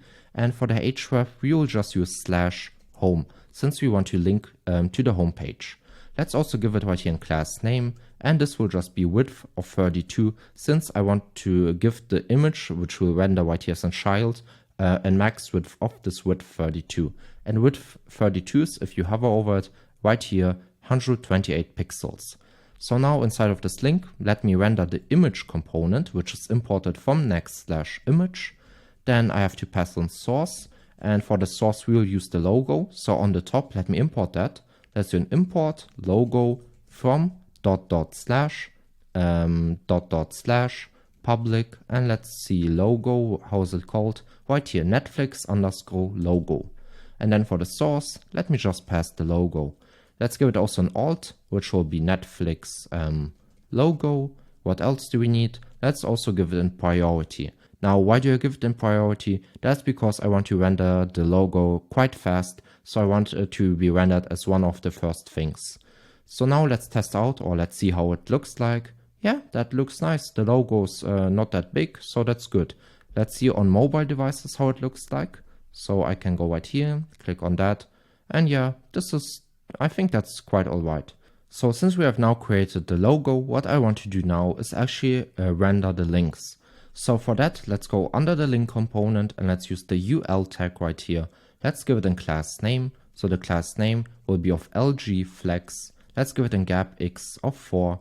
Let's give it a margin left of 14. And let's say hidden. So on smaller devices or on mobile devices, we won't see the links, but when the device is bigger than large, we will actually see the individual links. So now we actually also have to create a few links. So let's go right above the export default function and let's do a constant links, which will be equal to an array. So now to not make any errors, let's create an interface so that we know what items to create. Let's do an interface. Let's name it iappprops. And then right here we have a name, which will be string. And we will also have an href, which will be also string. Let me also maybe rename it from iappprops to link props. I think that's better. And then right here for our links, we can give it a type of link props, which will be in type array. And then this will be equal to this array. Now you see we don't get any errors anymore. And now I can create the individual objects actually. So let's do that.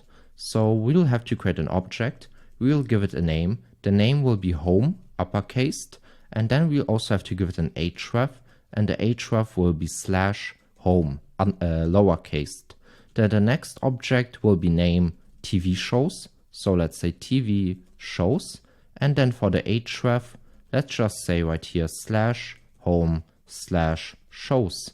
Then the next object which we'll create will be name, let's say movies. And then for the href, let's just say /home/movies. And then the next object which we'll have is recently added. So let's give it a name of recently added. And then let's give it also an href.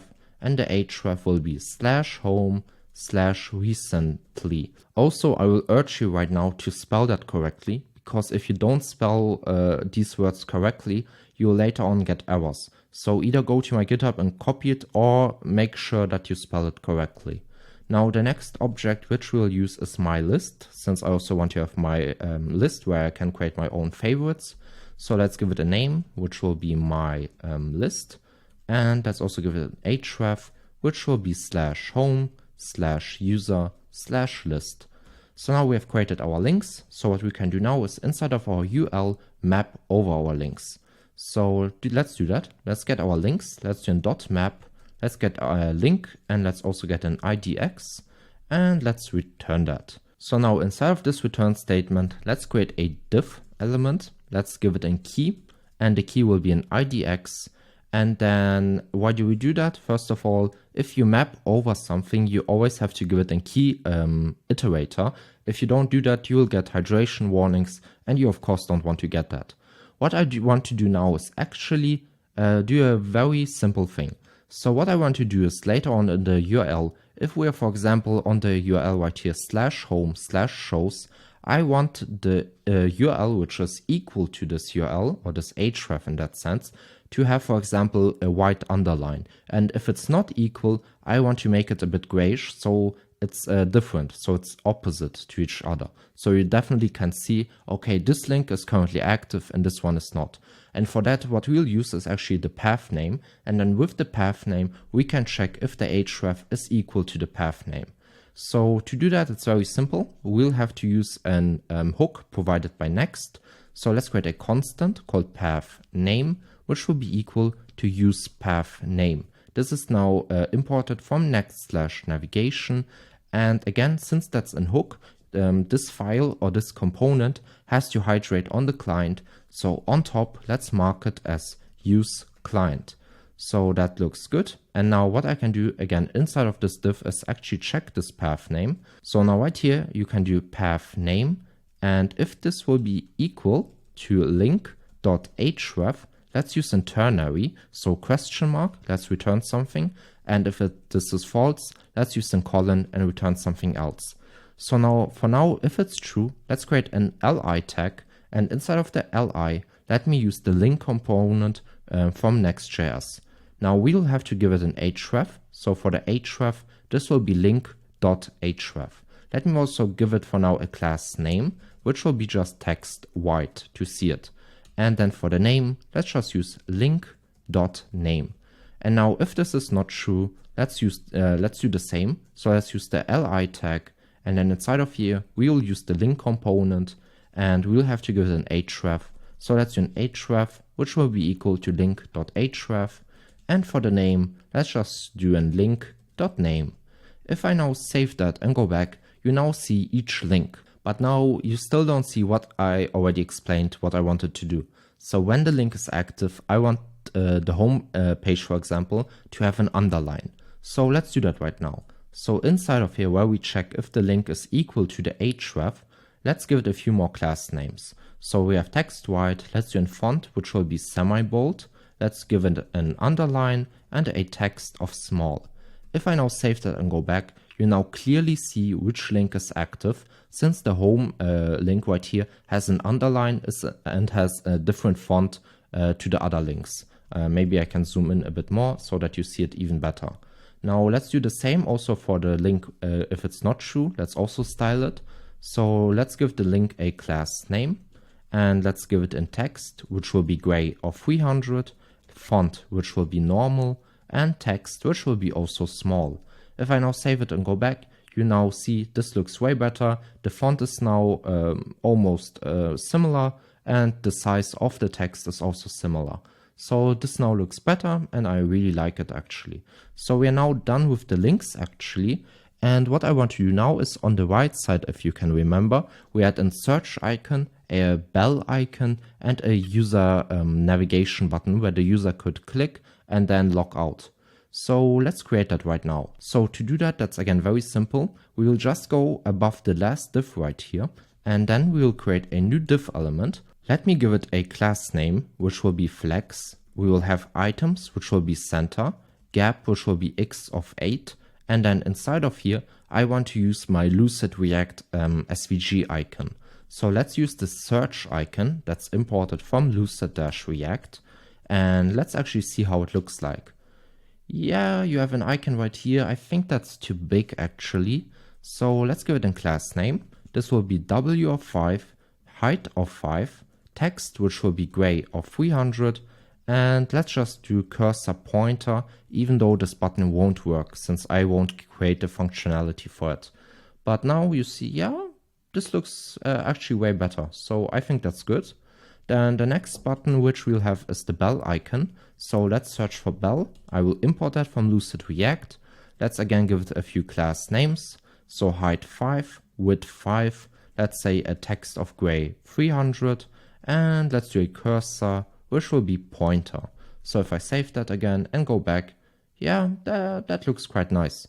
Now the next step which we want to do is create the user navigation, and this will now be a bit more complicated than just the two icons, but still I think it's possible to make it, so let's do that right now. So what we have to do right now is go inside of our app folder, inside of components, and create a new file called user nav.tsx. Now to make the user navigation work, we will actually now have to go to Shadcn UI and install a few things. So right now let's first of all search for avatar, since we will need an avatar. So that's right here. So let me go to the CLI and let's copy it, and then let me open my terminal right here again. Let's paste it and let's install the avatar. So what else do I need? I think the last thing which I will right here need is the drop down menu. So again, if you can remember, we had the avatar, and if I click on the avatar, we will open a drop down menu just like here. So let me go to the CLI, let me copy the installation command, let's paste it right here. This will now install the drop down menu, so that looks good. So let's wait. And let me again also restart my dev server with npm1 dev. And then let's actually create our user navigation. So let's do an export default function. Let's name it user nav, and let me open that function. Now inside of here, let's create a return statement. And first of all, let's get the drop-down menu, which is imported from the components. Now again, you should be quite certain that you import that from components and not from Radix, since we want to have the styled variant and not just the default Radix component. So let me import that. So what else do we need? We need the drop-down menu trigger. This is again imported from components. Then let me open that. This will be now an as child. Then inside of here, I want to render a button. This is imported from the components. Then let's give it a variant. The variant will be right here, ghost. Then let's give it a class name. And the class name will be relative. Let's give it a height of 10, width of 10. Let's also give it a rounded, which will be small. Then inside of here, I want to render a avatar. So let's import avatar from components. Let me open that and let's give it a class name. The class name will be height of 10 and width of 10, and rounded will be the same of small. Then inside of here, I can now give it an avatar image. And right now we actually won't get an avatar image, but still let's import that from our components. And this is a self-closing tag. And for now we will leave it empty, but of course we will later on add something. Then as a fallback, let's do an avatar fallback. This is imported from the components, and let's give it a class name. The class name will be rounded of small, and let's give it a name of, I don't know, Jan. So now let's actually see if it works. So you can go to your nav bar and import that. So under the bell, let's import our user nav from our user nav file. So if I now save that and go to localhost 3000, well, what do you see? You see now the user nav right here. If I now click on it, you see nothing happens, but still you right here now see our user nav. So now where we see that this user navigation actually works, let's now actually create the avatar image. Now you'll see right here that we have to pass in source. Now we can just pass a normal image how we would do it normally with, for example, in the next component. We will actually have to pass an URL. That means we have to host our user image somewhere.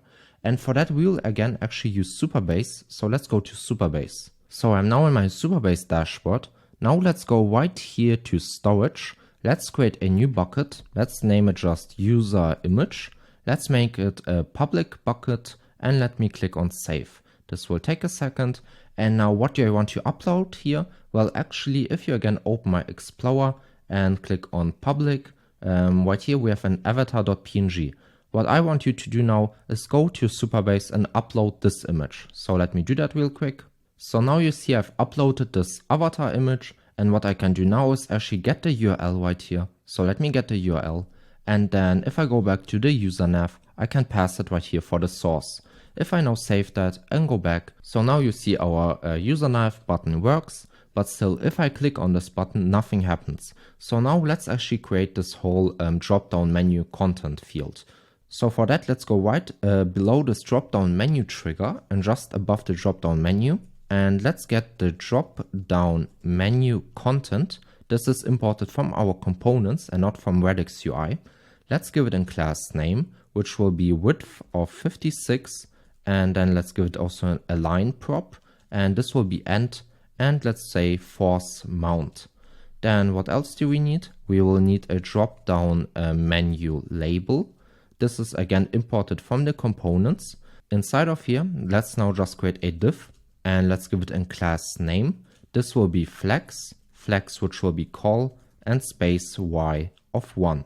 Then inside of here, we want to create a p tag and let's just say, I don't know, my name, Jan for now. And let's create a p tag with, let's just say, just some gibberish email.com. If I now save that and go back, you can now click on this user right here. And we now have this drop down, as you see, which looks quite nice. We have a name and some gibberish email. Now let's actually also style that, since that still does not look perfect. So let's give the p tag a class name, which will be text of small. Let's give a font, which will be medium. Let's say a leading, which will be none. And I think that's fine. Then for the p tag, let me also give it a class name, which will be of text XL. Leading, which will be none, and let's say text, which will be muted foreground. If I now save that and go back and click on it, yeah, you see this looks very nice. Now the last thing which I need is the logout button, so let's create that. For that we will go under this drop down menu label and create a drop down menu separator. This will now be again imported from the components, and this is a self-closing tab, and if I save that, you'll right here now see the small little border. And what do I want to do now? Under the drop-down menu separator, let me create a new drop-down menu item. This is again imported from our components. And then inside of here, let's say sign out. If I now save that and go back, you now see the sign out button right here. What you can do right now is actually also add an on-click handler, since we of course want to make it work. So let's do an on-click. Let's use an inline arrow function, and let's call our sign out function, which is imported from Next.Auth React. But now still this won't work. Why? Because right here we use an on-click handler, but our usernav file is not marked as use client. That means if I now click on this button, nothing happens. So what you want to do is mark this file as use client on top. So let me do that, use client. And if I now save that and go back, let's test it out. I will click on sign out, and you see we get redirected. So sign out, are you sure you want to sign out? Yeah, let's sign out. But now, even though we have signed out, you still see we are still on the home page. And we of course don't want that to happen. What we want to do is, if the user is signed out, we want to redirect him to the login page. So what we have to do is actually very simple again. Let's open our app folder. Let's go to the home folder and let's create a new file called layout.tsx. So again, what do we have to do? We have to do an export default function. Let's name it home layout. And let me open that function. Then inside of here, I will want to render my children, since this is a layout. So we have to render the children right here, and we have to get the children through the params. So let's destructure children, and this will be of type. So let's do children of type React node. This is imported from React. And now we can use again our get server side session hook, and with that we can get the session. So let's do a const session. This will be equal to await get server session, which is imported from Next.Auth. Let's pass the auth options from our utils. Also right here you see we get an error. It tells me that I have to mark this export default function as async. So let's do that, export default async function. And now we can do an if statement. So if there's no session, let's redirect to /login. So let's do an if no session is there. Let's do an return redirect. Redirect is imported from next/navigation, and let's redirect to /login. If I save that, let's reload everything. Let's see. You see we'll get redirected. I can again click on login with GitHub. So let me do that right now. I will now get redirected to /home. You see right here we get an error. It tells me objects are not valid as React child found object with keys children. So if I go to layout, yeah, that's the error. It returns children as an object. That's of course not correct. So let's do a return, let's do a div element, and then we can wrap our children right here. So if I save that and reload everything, you now see we don't get any errors anymore. I can now again click on sign out. We should now get redirected to /login. Let me again log in with GitHub, and it works perfectly. That's nice. Now there's one thing you should know.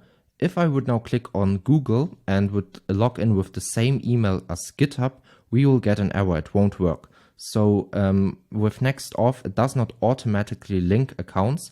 So that's why you have to, if you want to use Google and GitHub at the same time, you have to use different email providers. So now let me actually test out Google. I will click on that. We should get redirected to Google. And you see nothing happens. That's because if I go to the Google sign in button component, you see nothing happens. That's because we have no on-click handler. So let's create a on-click handler. Let's make it an inline arrow function. And let's say sign in. Sign in is imported from Next.Auth React. And let's say Google. If I now save that and go back, and if I now click on Google, you will see we will get redirected to the Google sign-in page. And now I will choose a different account than what I have with GitHub, so a different email. Let me choose this one right here. And now let's see, we should get redirected, and yes, we're at /home. I can again click on this and click on sign out, and we get signed out. So you see, auth now finally works. So currently email auth won't work. And why is that? That's because if I go to my .env right now, I have here my own email. That's incorrect, it won't work. That's because we are in test mode. So what you have to do is, if you go to the resend docs, in test mode, you have to use their own onboarding at resend.dev URL. So if I now paste it to email from, this will now work. Also, another thing is, you can just now paste any email inside of here. Since we're in test mode, you can only send an email to your own email with which you have created your resend account. So yeah, you can just paste any email. You will have to put the email inside of here, which you have used to actually create your account. But now let's actually restart our dev server. Let me clear everything. Let's do npm run dev. This will restart everything. And again, to summarize, now instead of email form where you put your own personal email, put right here onboarding at resend.dev. And then for the email login input, you can now put your own personal email with which you have created your resend account.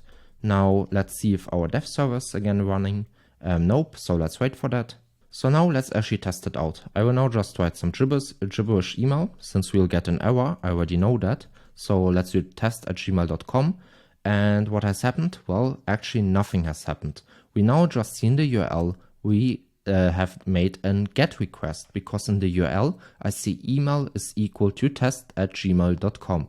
And that's not what we want. We want to create a POST request. And it's actually very simple why it does not work. It's because we have to actually also submit our form. Currently, our form is just a normal GET request, and we want to make it a POST request. So how does it work? Let's go to our login route. Let me first of all close everything, and let me go to login, so to the login page. And now right here in the form, you see we just do nothing. It's just a form which automatically does a GET request. So what we want to do is give it a method, and the method will be post. And then we also have to pass an action. And for the action, we'll have to pass an URL, and the URL will be /API/auth/sign-in. With that, we will now actually create an action where the user can then sign in with the email. Let's do the same also for the sign up page. So let me go to sign up. That's right here.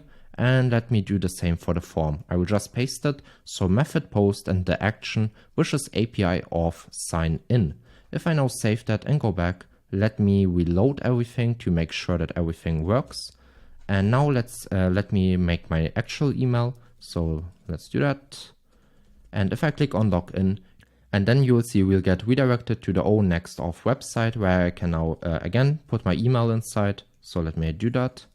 And if I now click on sign in with email, I will now get a magic link sent to my email. So let me open my email inbox. So what do you see now? You see I got an email with sign in to localhost 3000 where I can sign in. So let me click on the sign in button. I will get again redirected as you see, and I got redirected to /home. So you see this works perfectly. Now our OAuth completely works. So Google and GitHub and also email authentication also works. This is great. And I think we can now actually create the fun stuff, and that's right here, Netflix. So let's do that. So there's right now one thing I would like to change. So currently our nav bar is rendered inside of the page.tsx. So for the index page of our home route. But if I would now create a sub route in my home folder, so let's say /home/abc, I wouldn't render the navbar anymore. And that's because right here I render the navbar not in a layout but in a page.tsx. So what I would want to do right now is go right here inside of my layout.tsx where I check my session status and redirect the user based on it. And then inside of here I would like to render my navbar. So to get started, let me delete this old return statement since I want to create a new return statement. Let's use right here empty brackets, and they are just an alternative for div tags. The only difference is they don't show up in the DOM, but div elements, for example, show up in the DOM. Then inside of here, I want to render my nav bar. Let me import that from our components. And if I now go to this page.tsx, and instead of this nav bar, let's just return right here a h1 and let's say hello from home. Save that and go back. Let's see, does it reload for me? Yes, and you see it looks the same. We still have the nav bar and that looks good. Now, if you wonder why you don't see this h1 tag right here, hello from home, that's because we don't render the children in our layout. So right now, if we go back to our layout, you see we just render the nav bar, but not the children. And that means in this context right here, our layout.tsx takes the role of the page.tsx and overshadows it, if you want to think of it like that. So what we want to do is now render our children. And for that, let's create a main element. Let's also give it a class name, since I wanted to have the same padding as our nav bar. So let's give it a W of full, or let's first of all give it a class name of W full, max width, which will be 7XL, MX auto, since I want to center our nav bar. Let's give it a small, which will be padding X of 6, and LG, which will be padding X of 8. And now inside of here, I want to render my children, so let's get the children right here. If I now save that and go back, you now see hello from home, and the nice thing that you also see is that the padding from the nav bar and from the h1 is the same. So that's what I did with this main element right here. So now with that's out of the way, I think we can now actually create right here the index page with the movie player and the individual movies. So let's do that. So to get started, let's create the movie video. So right here on the index page, the playing movie. And for that, let's go, let's close everything. Let's go in the app folder, in the components folder, and let's create a new component called movie video.tsx. And now right here, I of course want to render a video, and we have to get the video from somewhere. Well, now there are a few options, and I already thought about them before I created this video. What could we use? I played first of all around with TMDB, an API, and then I came to the realization, well, it does not work so good as I want to. It's of course better to be your own source with your own videos. So what we will do is fetch the movies from our own database. And for that, of course, we first of all have to fill our database with actual movies. So now in my schema, I want to create two models. So first of all, a movie model and a watchlist model. With the movie model, I want to store movies, but not only movies, but also TV shows, for example, or movies in that sense. And then what else do I want? I want to have a model which is watchlist. And with the watchlist, I want to store the user's watchlist. So what movies the user favorites. Now, it's very important that you spell everything correctly inside of the schema. And if you want to be sure that you spell it correctly, you can go to my GitHub right here, click on Prisma folder, then click on the schema file right here, and then you have the two models right here, model movie and model watchlist. So now either follow me and be quite sure that you do everything as I do, or go to my GitHub and copy it from there. But now what I want to do is right here, create a model, which is called movie. Let's open that. Then let's give it an ID, which will be of int, and let's give it an @ID. And I won't give it any defaults to generate a ID for me. And that's because I will actually pass the ID myself when I push the movies to my database. Then the next field I want is the image string. And with that, I will just store my image as in string. Then I want to have a title, which will be also a string. Then we'll have an age. So at what age is the movie recommended at? This will be a integer. Then what else do we need? We need a duration. And now I will give the duration a float and not an int. That's because I want to have the duration as a decimal number and not as a normal integer. Then we'll also have an overview, or in that sense a description. This will be also of type string. Then we'll have a release date, and the release date will be an integer. Then what else do I want? I want to get a video source. This will be also of type string. And then let's also get the category. So in that sense, we will have multiple categories. So a movies category, a TV shows category, a recently added category, for example. Then this will be of type string. And let's also do a YouTube string. And the YouTube string will be, of course, of type string. Then the last thing I want is the created at timestamp. And with that, I can then later on sort my movies based on the created at timestamp. So let's do a created at, this will be of type datetime, and let's give it a default with now. And with that, I tell my database to every time generate a new timestamp when I insert a new record. And now the next model which I want to create is the watchlist model. So let's do a model. Let's call it watch list. Let me open that. Let's give it an ID, which will be string. This will be an @ID, @default, and UUID. With that, I tell my database, hey, every time when I create a new record, generate a new unique identifier for me on the default. Then I want to store the user ID. With that, I can then reference which watch list belongs to which user. And then the last thing I of course want to do is create a relationship. So I want to create a relationship between movie and between watch list. And for that, of course, you have multiple options, or there are multiple relation types. So there's a one-to-one relationship, there's a one-to-many relationship, and there's a many-to-many relationship. Now, if you think about it, we have a movie and we have a watch list and we have a user. What relationship do you have to generate between movie and watch list? Well, it's quite simple. We have one movie and one movie can have multiple watch lists, but each watch list can only have one movie. So in that sense, we want to generate a one-to-many relationship. So to do that, that's actually quite simple. So what we have to do inside of the movie model right here is let's create a new field called watch lists. And this will be of type watch list as an array. With that, I just create a relationship and say, hey, movie, I want to have a relationship with watch lists, and watch lists is an array, and in that sense, I want to have a one-to-many relationship. If I now save that, it will actually generate everything for me, as you see right here, and we have now created a nice relationship.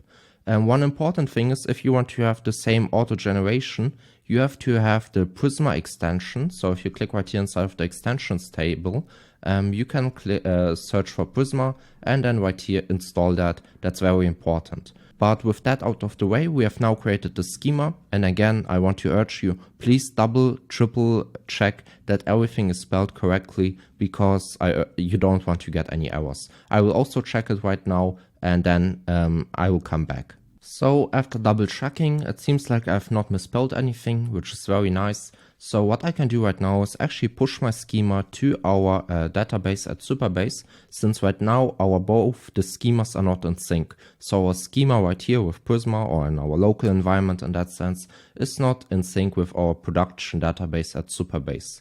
So let me open my terminal, let me stop my dev server, and also right here you see a few warnings because of Next-Auth. This is not important for us. We will fix these warnings as we will actually deploy our application to Vercel. So right now it is no concern for us. So let me clear everything.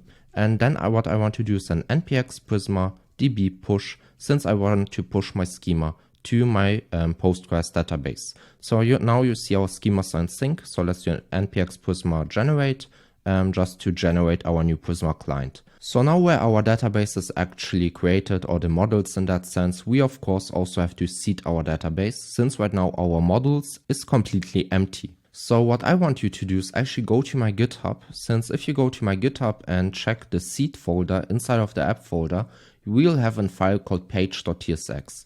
And all this is actually just a server action where I seed my database. So as you see, I write here call create many, and then I just seed my database. So what we have to do now is go inside of the app folder, create a new folder called seed, and then inside of here, let's do a page.tsx. Now we actually just created a new route, but that's all right. Then inside of here, let's do an export default function. Then let's give it a name. Let's just name it seed database. And then let me open this function right here. Now this will be a very simple route. All we need to do right here is just do a return statement. We will return a div element. Let's give it a bit of margin. So let's give it a class name of margin 5. Inside of here, I will use the normal form element. Let's delete the action for now. And then inside of here, let me just use the button component from our components. And let's say submit. I will have to give it in type since I want to submit the form. So let's give it in submit type. What we have to do now is create a server action so we can give our form a action. So right above our return statement, let's create a async function. Let's name it post data, and let me open that function. So right now this is just an async function which runs on the client. So let's give it a use server keyword to mark it as a server action. And now to actually seed our database, we of course need the movies. So let me go back to my GitHub and let me just copy this whole constant data await Prisma movie create many. So to create multiple movies. So I will copy this whole function. Let me copy it and then let's paste it inside of here. Again, what do I do here? All I do is if I scroll up, I create a constant data. This is actually not needed. Let's just use await. Then Prisma.movie, I create many movies. Then I have in data, which is an array with multiple objects, as you see. And then each object corresponds with our schema model, which is called right here movie. So each type is also present right here. We have an ID, a title, an age, a duration, which is in float, as you see, a overview, a video source, image string, release date, category, and a YouTube string. Now right here I have to import Prisma, so let's import that from our utils, and now that looks good. Now the only thing I have to do is connect my server action with my form. So let's give it an action and this will be called post data. Now we have created our seed file. So if I return back to my dev server, let's go to the route seed as you see right here /seed. I get an error and that's because my dev server is not running. So if I open my terminal and run clear and then do a npm run dev, let me restart my dev server and let's go back.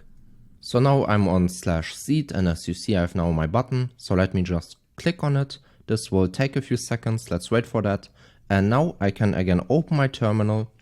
Right here let me go to my second terminal tab and then inside of here let me clear everything and let's do an npx Prisma Studio. With that I open the Prisma Studio. This will now open on localhost 5555. This takes a second for me, let's wait. And now you see Prisma Studio and right here I have my movie model and now inside of here you see I have 11 records, so 0 to 10. That looks nice and you see everything is also added and that looks very nice. So now our schema or our database is actually seeded. We can continue. Let me stop my Prisma Studio, I don't need it, and let me go back to my tab. And now what can we do? We can create our movie player or this movie video right here, the component. So let's do that right now. So now to get started, I think the first thing I want to do is first of all a export default function. Let's name it movie video and let me open that function. Inside of here, first of all, let's just return a h1 and let's say hello. And then of course, if I now go back to localhost 3000, so I will go back. This takes a second. Let's see. You see right now just hello from home. And that's because my component right now is not imported anywhere. It's just a component which is empty. So what I want to do is actually right now, let's open the Explorer. Let's go inside of the app folder, inside of the home folder and inside of the page.tsx. And then instead of returning this h1, let me return my movie video component. If I now save that, you can now see right here, hello. That looks nice. So now let's actually continue. What's the first thing I want to do? I think what we should now do is actually first of all fetch our data. So above this export default function right now, let's create a new function, a new async function. So let's do async function get data and let me open that function. Inside of here, I want to now query my database and just find the first record in my database. So let's do that actually. Let's create a constant called data. Let's do an await Prisma. Prisma is imported from the utils folder, .movie, and I want to find the first. So right here, we have a cool helper method, which is find first. Now right here, I don't want to actually fetch the whole movie. Since if I open right now my movie, my schema, and then if I go to my movie model right here, you see a lot of stuff. We have a created at tag, a category tag. I don't need that. I just need the title, the duration, the video source, etc. So what I can do now inside of this fetch call is to select and then select everything I need. So I need a title, so let's do true. I need a overview, so let's set it to true. I need a video source, let's set it to true. Then I need a image string, let's also set it to true. Then I need a release date, so let's set it to true. I need a duration, let's set it to true. And a ID, so let's set it to true. And the last thing I need is the age or the recommended age, so let's set it to true. With that, I've now selected all the fields I want from my movie model, and with that, I don't fetch the whole movie model, and with that, I can also save a bit of compute time and bandwidth. So now the last thing we have to do is return that data, and now let's get it in the front end, and for that, all we have to do is then const data, let's do an equal await get data. And now you see we get an error, so if I hover it, await expressions are only allowed within async functions at the top level of modules. Did you mean to mark this function as async? Well, yes, so let's do an export default async function. So now we have created a server component with which we fetch data, and now I get the data right here. So now we can actually start with the fun stuff and actually return something. Let me delete this old return statement and let's do a new return statement. Let's create a div element, let's give it a class name, and I want to give it a height, and I want to use a custom height. So for that, I will use array brackets as you see right here. Then let's give it a height of 55 viewport height, so 55% of the total screen height real estate. Then for larger devices, so LG and more, I want to give it a height of 60 viewport height. So again, a custom value, 60% of the total height. Then let's give it a W of full, let's give it a flex, a justify of center, and let's say items also center. So I center the children of this div. Now inside of this div, I want to play the video. So for that, we can use the HTML video tag as you see right here. And we have now a few options which we have to pass inside of here. So if I make a bit of space, the first property which we have is the poster property. And the poster property, you can think of it like a thumbnail. So before the video loads, we will see this poster. So let's give it a data.image string. That will be our thumbnail. Then the next property will be autoplay. So the video will play automatically. Then let's make it muted, so no sound. And let's say a loop. Then let's also give it a source, since we of course need a video source. And this will be data.videoSource. There's one more thing which we need, that's a class name, since I want to also style this video. So let's give it a W of full, let's say absolute, a top of 0, a left of 0. Let's also give it a height. This will again be custom value of 60 viewport height, so 60%. Let's say object, which will be cover. And now I think we can save it and see how it looks like. So if I go back, well, you see the movie as you see here. And if you reload the movie, you will see for a split second a thumbnail and then the video starts to play. So that's the thumbnail which I just talked about, or how they name it right here, poster. Now there's currently one thing I don't like, and that's our video overlaps our navbar. So currently our video is absolute positioned, and that means that our video currently overlaps our navbar. And to change that, we can use the Z index. And then right here we can give it a -z of 10. And if I save it and go back, you now see that the navbar is over the video, but still you see both, which is quite nice. Now there's currently one more thing. Our video right now is quite bright, as you see, and we have contrast issues with our navbar. So what you can do right now is give it a brightness, so a brightness scale. And now I want to set my brightness again to a custom value. So let's use the array brackets and let's say 60%. If I save that again and go back, you now see the video is much darker and the contrast between the navbar and the video is much better. So our navbar is much more visible. That looks very nice. So now I think what we will do is actually create the H1, so the title of the movie, a little description of the movie, and 2 buttons. So let's do that right now. So under this video tag, I want to create a new div element. Then let's give it a class name, which will be absolute. Then for the width, I want to use a custom width, so 90%. And then for larger devices, let's do a width of 40%. And then let's also do an MX auto to center the children. Inside of here, I can now render a H1 tag with the title. So let's do data.title. If I now save that and go back, you should now see in a second, if I reload the page, yeah, right here, you now see the title, Gran Turismo. Now this does not look nice, but I will fix that in a second. So now let's actually style our H1 tag for now. Let's give it a class name of text white. Let's do text which will be 4XL, medium which will be text of 5XL, LG, so larger devices, text of 6XL, and a font which will be bold. Then for the name, I already gave it in title. That's nice. Let's also right now use an p tag to render our description. So let's do in data dot overview. And then for the class name, let's give it a class name of text white, text which will be large, and margin top of 5. If I now save that and go back, you now see the title and the description, or the overview in that sense. One thing you could now do also is add a line clamp to the description. So let's do a line clamp of 3.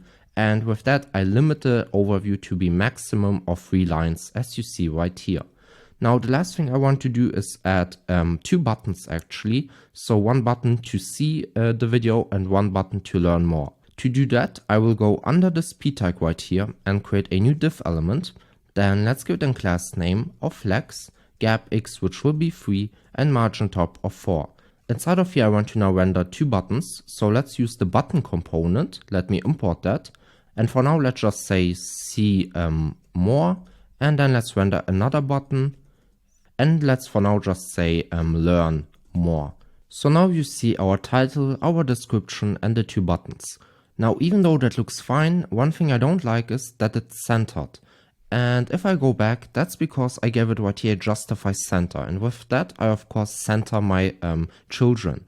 But in that case, I don't want to center them. What I want to do is actually put them to the start. So let's do a justify of start. And if I save it, you see this looks already way better. Now, one thing you of course see right now, the text is very big and the buttons are very near to the bottom. That's because my screen is very zoomed in.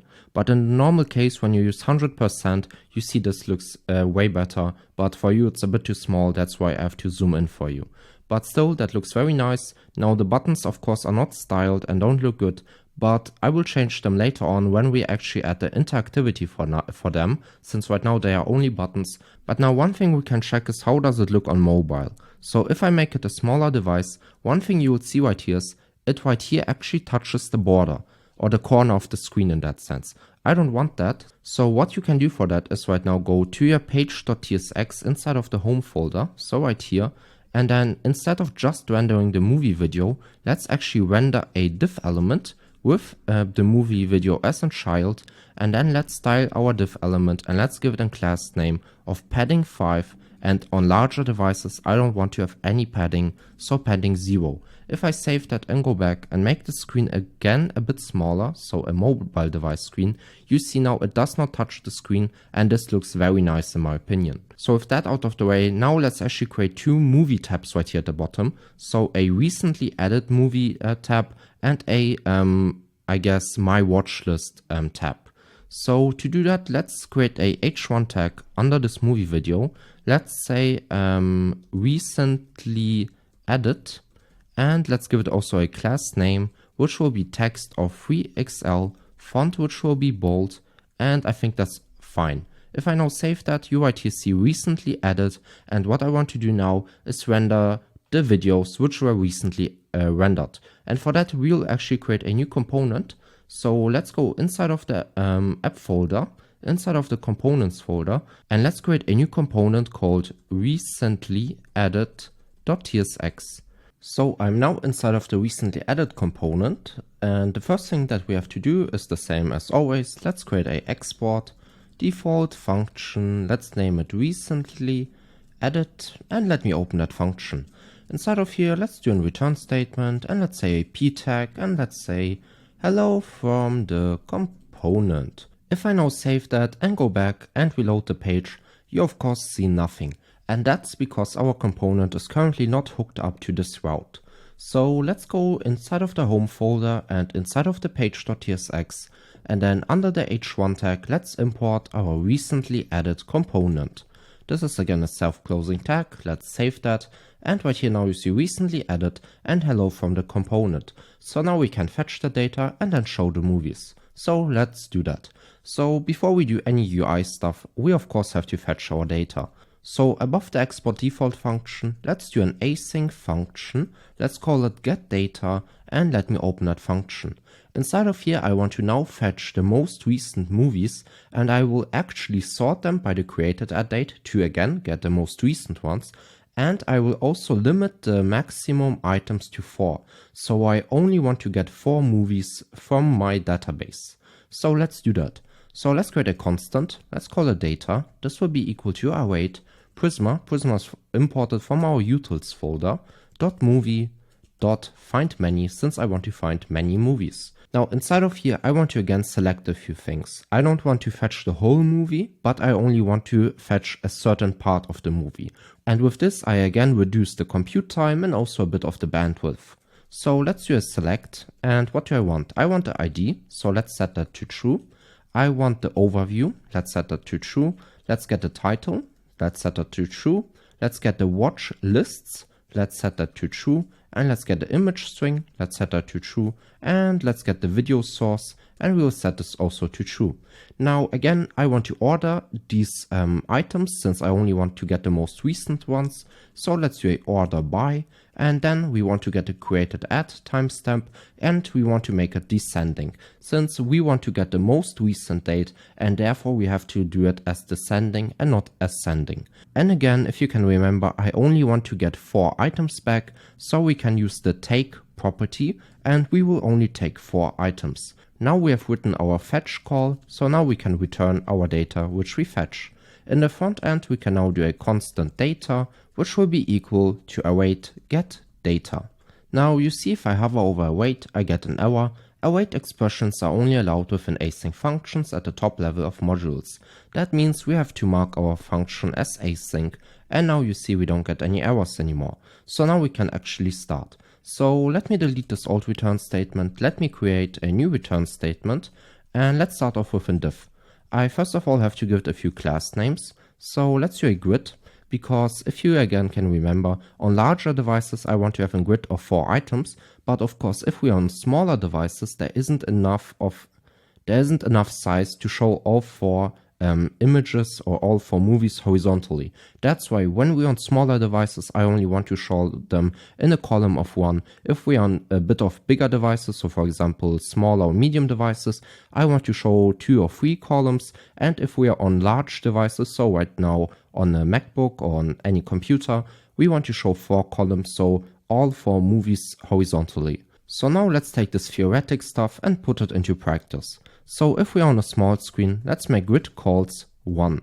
If we are on a smaller screen, so SM and above, let's do grid calls of 2.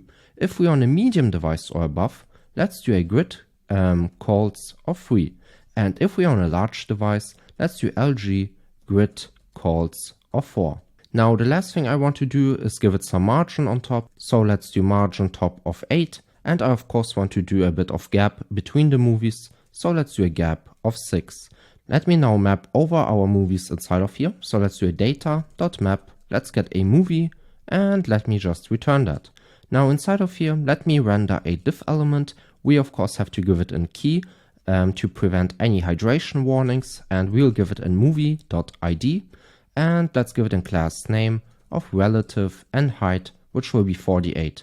48, if you hover over it, you see that's 192 pixels. And now inside of here, let's render our image. So let's use the image component imported from next image. Inside of here, we have to pass a source.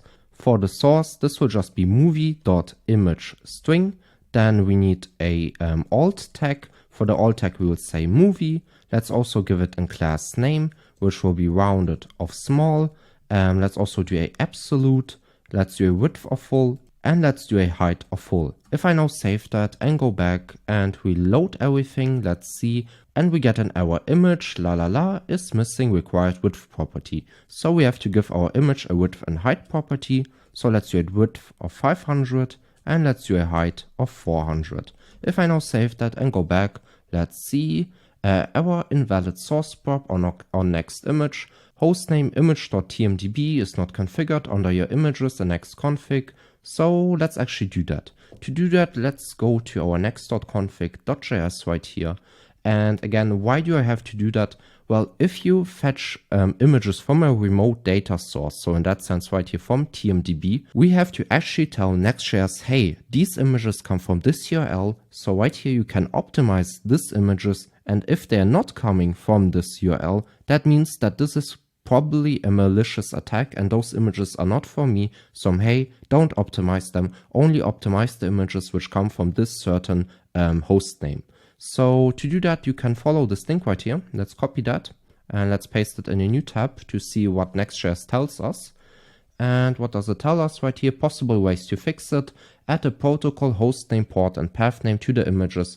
Images.remote patterns config in Next.js config.js. So let's actually do that. Let's go back.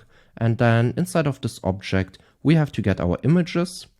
Then let's open that. Inside of here, we have remote patterns. This is in a way where we can have multiple objects since we can have multiple remote addresses. Then inside of here, let's create an object. Let's give it a protocol. The protocol will be HTTPS. Then we'll have a host name. And for the host name, you can go back to your dev server. And then you see it right here, image.tmdb.org. Let me copy that and paste that. And then the last thing we need is the port. And for the port, I will just give it an empty string. So now that looks good. If you open your terminal right here, let me stop my dev server, even though it restarts automatically. I just want to be safe. So let me stop it. Let's clear everything. And let's do npm 1 dev. This will now restart my dev server. Let's wait for a second to restart. So now you see my dev server has restarted. And now we see everything. We see right here our title and the 4 movies right here. Now still, as you see, they don't really look good. So for example, right now they have their own object size. And what I want to do is make the images cover our certain size so that they have a correct aspect ratio. To do that, let's go to our recently added component. And for the class name, let's do an object, which will be cover. If I save that and go back, you see now that the aspect ratio is correct and that looks way better. So now what I want to do is if I hover over the movie, I want to get more data about it. So in that sense, the title, a small overview, the age restriction, etc. So let's actually do that. So under our image component, let me create a new div element.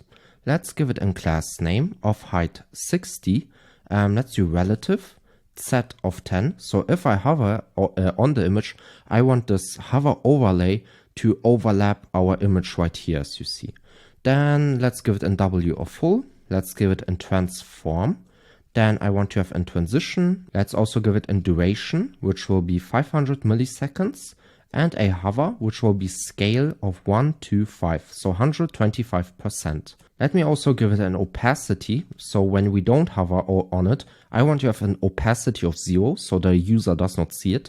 But if the user hovers over the video or on the movie, I of course want to show the overlay. So let's do a hover of opacity 100%. So now that looks fine. Now inside of this div, I can now render actually the image again. So let's use the image component, and we have already imported that. Let's give it the source. The source will again be the movie.image string. Then let's give it an alt, which will again be the movie. We'll have to give it a width, which will be 800. Let's give it a height, which will also be 800. Let's also give it now a class name, and the class name will be absolute, width of full, age of full, minus z of 10, and let's do a rounded, which will be LG, and a object, which will be cover. If I now save that and go back, let's see how that looks.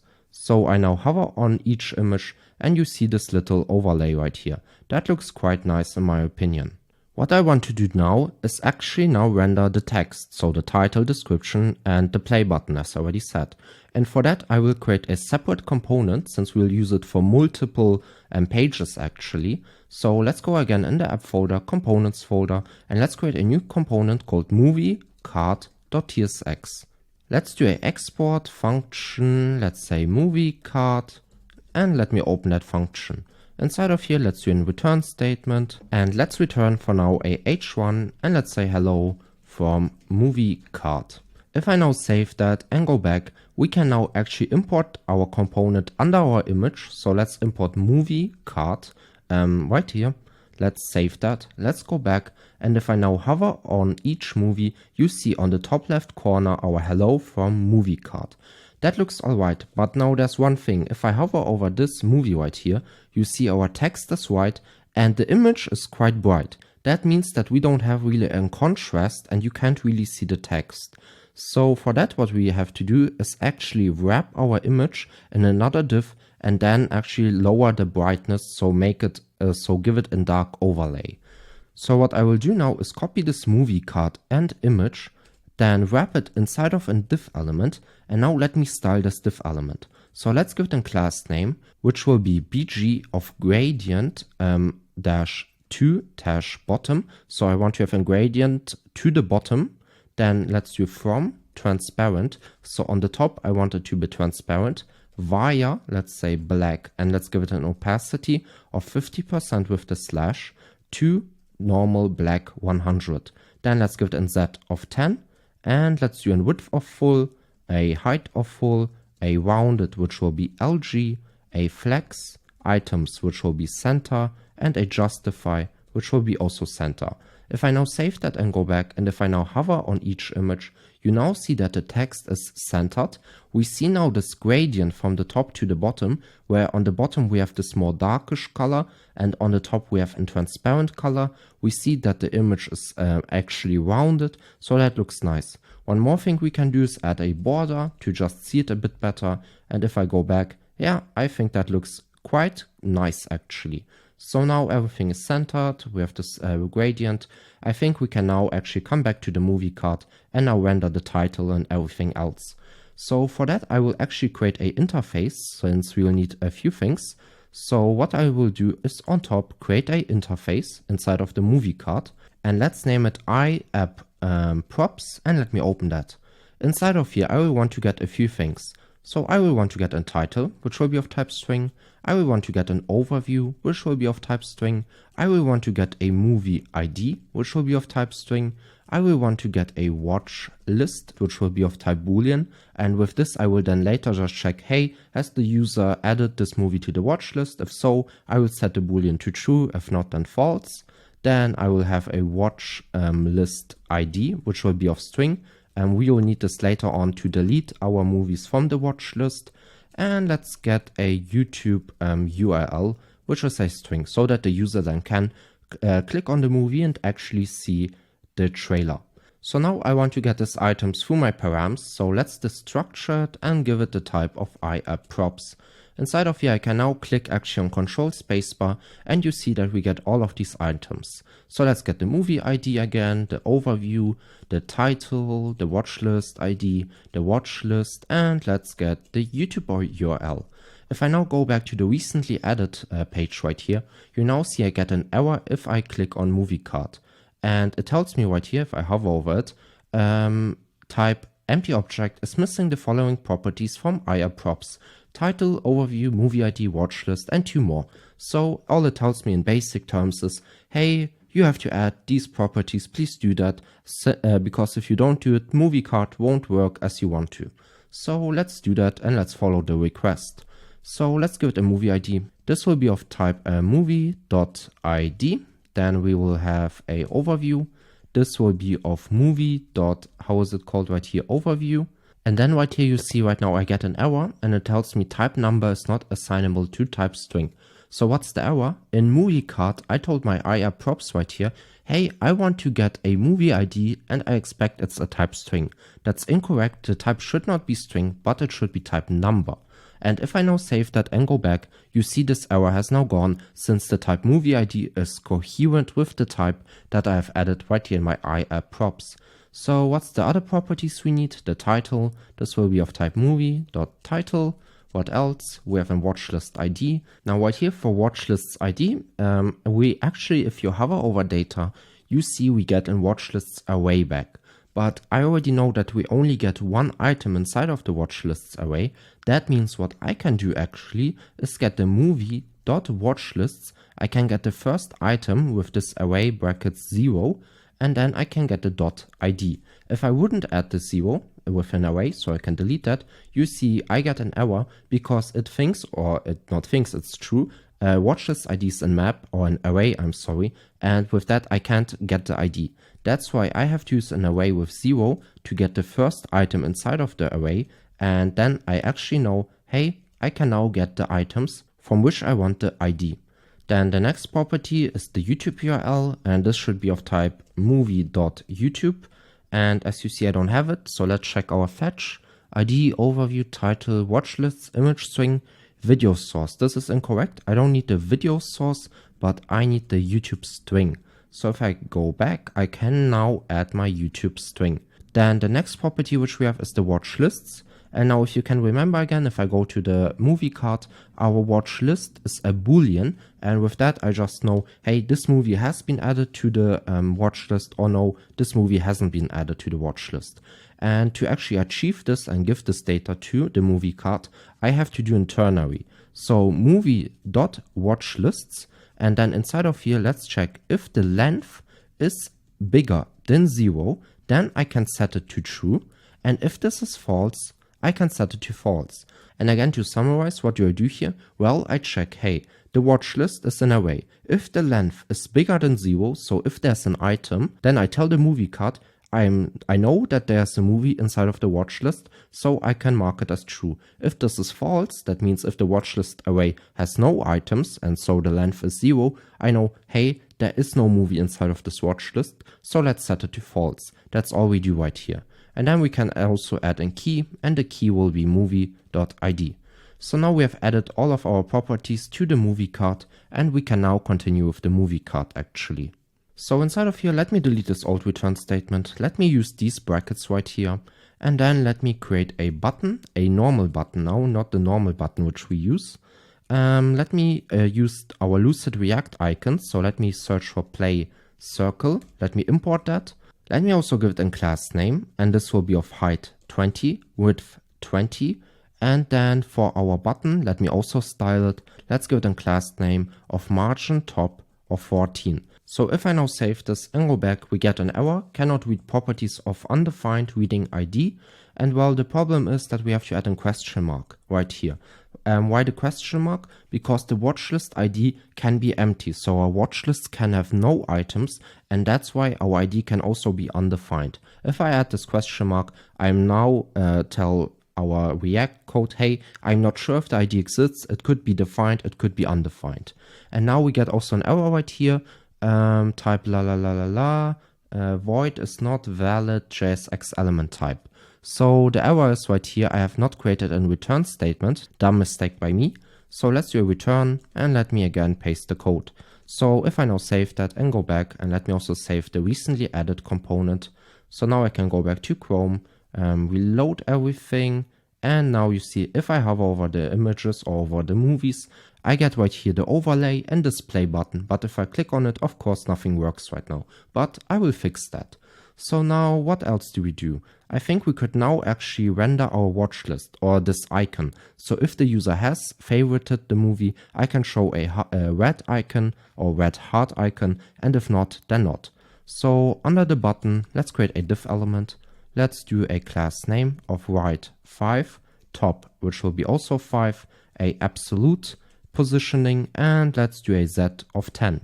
Now inside of here, I can now use my watch list boolean. So again, if you can remember, I have my watch list, which is in boolean, where I can then check if the movie is in the watch list. So let's do a watch list, and then I want to use internally. So if this is true, let me return something. And if this is false, let me use a colon and return something else. So if this is true, what I can do right now, just for demo purposes, is return a little, let's say h1 tag, and let's say yes. And if this is not true, let's add an h1 and let's say no. So if the item is added, we say h1 yes, and if no, then no. And if I now go back and hover over these, you see no. If I hover over here, no, no, and no. Why is it no? Because these items are not in my watch list. Great. So now let's actually make it look good and actually style it. So let me delete this first h1. Let's use a form element. I will for now delete the action. I will add it later. Then inside of here, let me use the button component, again imported from our components. Then inside of here, I will now use a heart icon imported from Lucid React. This is in self-closing tag. Let me give it a class name of width 4, height 4, and text, which will be red of 500. Then, of course, I also want to give my button a bit of styling, so we will give it a variant, and the variant will be outline, and I want to give it in size and this will be of size icon. Let's now also do the same for our ternary where this is not true. So let me return a normal form element. Let me give it a button component. And then inside of here, let me again render a heart. And for the class name, we will do a width of 4 and height of 4. But I won't add any color. I will just add the size. For the button, we have to do the same as here. So we have to add a variant. Let's do that. This will be again outline. And for the size, again, this will be just the icon. If I now save that and go back and hover over these, you now see on the top right this little icon with the heart. And if this would be now true, the heart would be red. Now, I think the next step we should do is render the title, the description, and a bit of info about the age, etc. For that, we will go under this div, so right above these empty tags. And then let's create a new div element. Let's do a class name, padding of 5, absolute positioning, bottom of 0, and left also of 0. Inside of here, I will now create an h1 tag, and I want to render our title. If I now save that and go back and hover over the movies, you see the title at the bottom. This looks nice. Let's also style it. So let's give it a class name, which will right here be font of bold. Let's do a text which will be large. And let's also do a line clamp of 1. And why do I add this line clamp 1 right here? Well, I want to be sure that the title is maximum 1 line and not any longer, because there could be an example where the title is longer and I only want to render 1 line. If I save that and go back, you now see the title is way bigger and has a nicer font. So this looks very nice. Now the next thing I want to render is the age, the release and the time of the movie. So let's do a div element. Let's do a class name of flex, gap x of 2, and I think items of center to center them. And then inside of here, let me render the p tag and let's say 2023. I of course will later get them through the IApp props, but for now let's just do it hard coded 2023. That the next p tag will be 12 plus. And the next p tag, let's just say 1.50h. If I now save that and go back and hover over it, you now see the year, the age, and the time. Now let's actually get it through the IApp props. So what do I need? I need to get the year. This will be of type int or type number, I'm sorry. Then I want to get the age, which will also be of type number. And the last thing I need is the time. So let's do time, and this will be again a number. If I now save that and go back, I can now add these things. So let's add the age. This should be of movie.age. And as you see, I don't get that. So I have to select that. I want to get the age. Let's set that to true. I want to get the release. So let's set that to true. And I want to get, what else was it? The duration. Let's set that to true. If I now come back, I can now right here get the, how is it called? Age. Then I have to get the time. And this will be movie.duration. And the last thing I want to get is the year, which will be movie.release. If I now save that and go back, I can now actually use those items right here. First of all, let me get them right here through the params. So the age, I want to destructure that. I want to get the time and I want to get the year. And now I can use them right here in my front end. So inside of here, I can render the year. Inside of here, I can render the age. And then inside of this p tag, I can render the time. So if I save that and go back, you still see we have this data right here, and it's also different for each movie. I can now also add the age at the end for the time, so time age. Then for the age, let's do a plus, and for the year, we'll leave it like that. So if I come back, you see that looks very nice. I think I should delete the space right here, I don't need it. Let's go back. So that looks quite nice. The only thing I want to do now is also style the p tags. So let's do that. For the first p tag, so where we render the year, let's do a class name of font which will be normal, and let's do a text which will be small. For the second p tag, which is the age, let's do a class name of font which will be normal, border, let's do a padding y of 0.5, padding x of 1, and a border which will be gray, 200, rounded, and let's do text which will be small.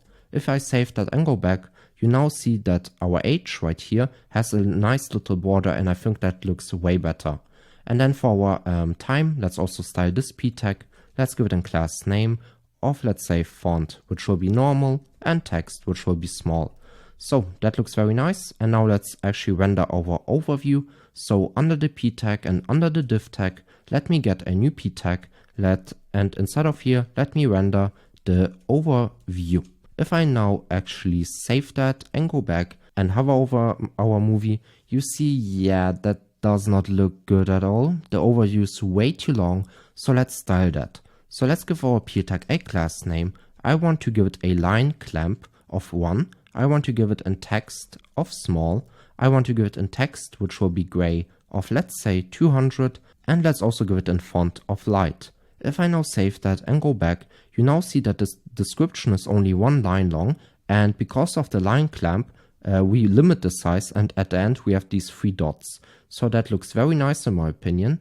And now I actually think we can make this movie player work. So right now, if I click on this play button, you see nothing happens. So let's make this work.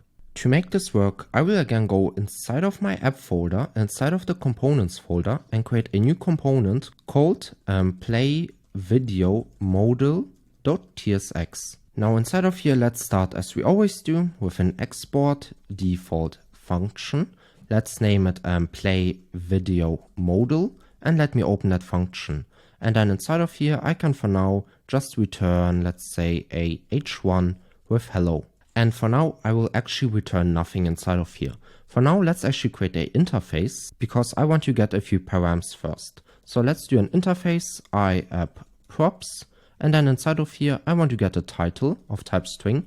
I want to get a overview, which will also be of type string. I want to get the YouTube URL, which will be of type string. Let me also get the state, which will be of type boolean. And let's also get the change state, which is of type any. So now I can get it through the params right here. So let me destructure it. This will be of type iapp props. And now I can get it right here. So change state. I can get the overview. I can get the state, the title, and the YouTube URL. Now inside of this play video modal component, what I want to render now is, if I go back to our homepage right now, you see this play video icon. What I want to do is when I click this icon, I want to open a new modal, and then inside of this modal, the video will play and we will see a bit more information. So let's do that. And to make the modal work, we of course also have to actually install something from Shadcn UI. If you now go to Shadcn UI, we'll have to install the dialog. And with the dialog, you can test it out right here. If I click on the button, we right here open a modal, and that's exactly what we want. So right here on the installation, let me copy the CLI command. Let me open my terminal. Let me stop my dev server, clear everything, and paste the command to install the dialog. This will take a second. Let's wait. And now this has installed. So inside of this return statement, I can now get the dialog imported from our components. Inside of here, I have to give 2 properties actually. So first of all, I have to tell the dialog when it's open. And for that, we have the state boolean. So let's set open true to our state. Then I also have this on open change property. And with that, I can then manipulate my change state. So let's do an inline arrow function right here. And then let's set change state to the opposite value of state. So in basic terms, what we do right here, we tell our dialog, hey, be open when state, so when the boolean is true. And if the state changes, so if we click on close, for example, then set our change state to the opposite value of state. So if it's currently open, so if the state is currently true, the boolean, then make it to false and close the dialog. This is what it means basically. Now inside of this dialog, let me use a dialog content. And this is imported from our components. Let me also give it a class name. I want to give it on small devices a maximum width of 425 pixels. And for that, I will again use the custom value with the arrays. Now inside of this dialog content, we can use the dialog header. So let me import dialog header from our components. And then inside of here, I can use a dialog title, again imported from our components. Now let me inside of here render our title. Then under the dialog title, let me also get the dialog description. This is again imported from our components. And let me render our overview. So if I now save that and reload the page, you see I get an error, and that's because my dev server is not running. So let me restart that and let's reload the page. So now if I test our button right here and click on it, what do you see? Well, you see nothing because nothing happens. And that's because if I go back to my movie card component right here, I haven't imported this play video modal anywhere. So let's actually import that. And to do that, what we'll have to do is go under the p tag and under the div tag, so right above this empty tags, we will go and import our play video modal. This is in self-closing tag, and we get now a few errors, and that's because we have to add our properties. So right here, let's start simple. Let's give it right here in YouTube URL. This will be equal to YouTube URL. Then the next property which we have is the key, and I will give it a value of movie ID. Then the next property which we have is the title. Let's give it right here a title. Then the next property which we have is the overview, and this will just be equal to overview. And the next two properties which we have is change state and state. So let me actually first of all get these two properties right here. And for them to work, what we have to do is actually first of all create state.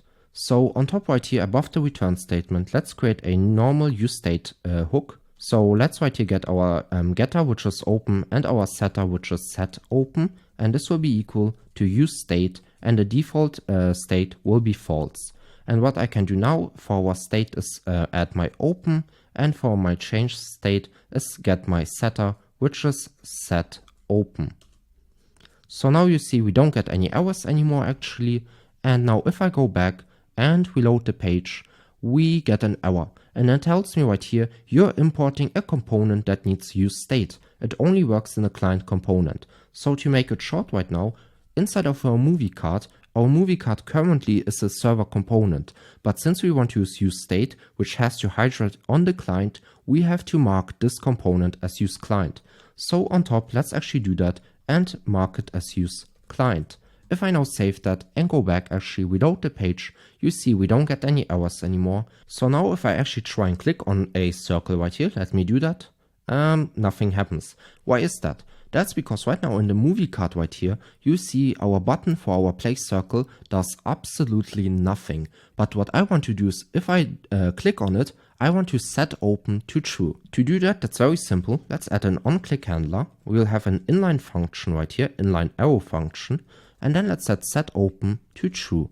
If I save that and go back and now actually click on that, you see our modal opens with the title and the description. Now one thing I could do is actually make this overview a bit smaller. So again, add a line clamp since this overview is a bit big. So if I go to my play video modal, let's add for our dialog description a class name with a line clamp of let's say 3. If I save that and go back, I think this looks way better. So now I think the next step is to render the release date, the age, and the duration. So let's again get that through our IR props. So let's get first of all a release. This will be of type number. Then the next thing I want is the age. This will be also of type number.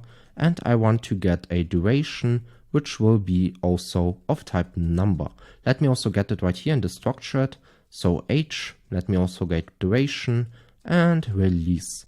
So now if I go back to my movie card, you see I again get an error since I have to add it. So now I can give my property age also the value of age.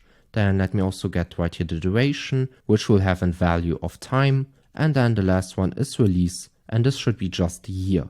If I now save this, I can now actually use these items in my play video modal component. So under my dialog description, let's create a new div element. Let's give it a class name, which will be flex, gap x, which will be 2, and items, which will be center.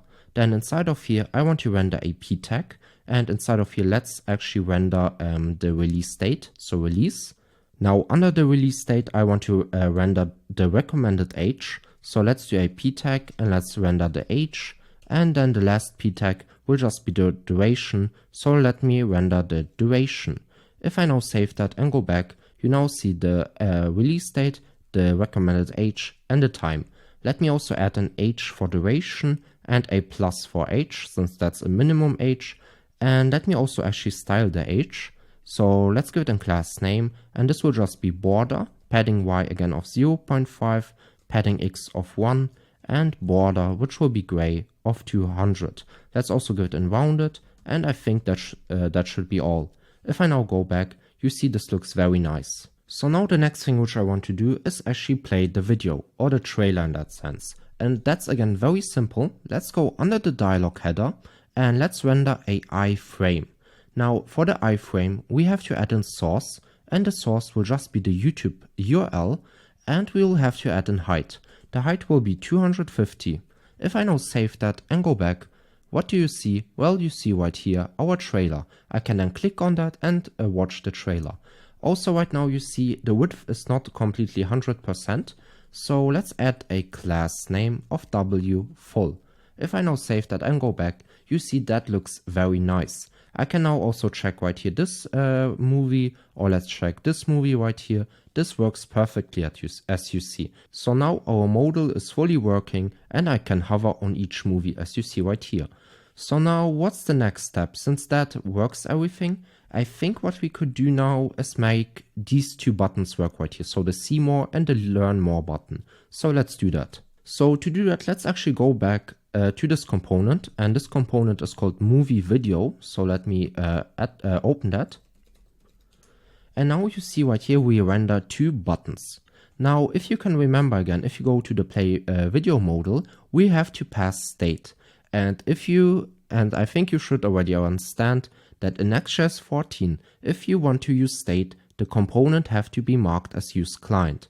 And right now our movie video component is in server component, since we also fetch data. So we have to break these two buttons into a component, into a separate component. And for that, let's open our Explorer. Let's go inside of the app folder, components folder, and let's create a new component called movie buttons.tsx. Now let's first of all mark it as use client, since I already know we'll use state, which has to hydrate on the client.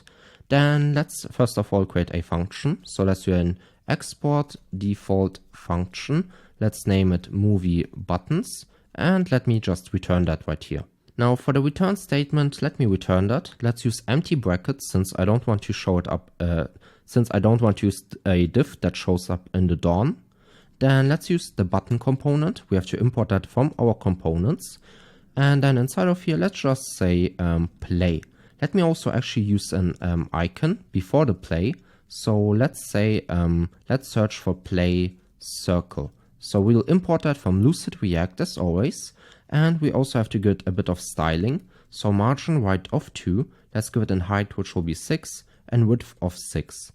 So right now we could actually test out how it looks like. So let's go back to the movie video component.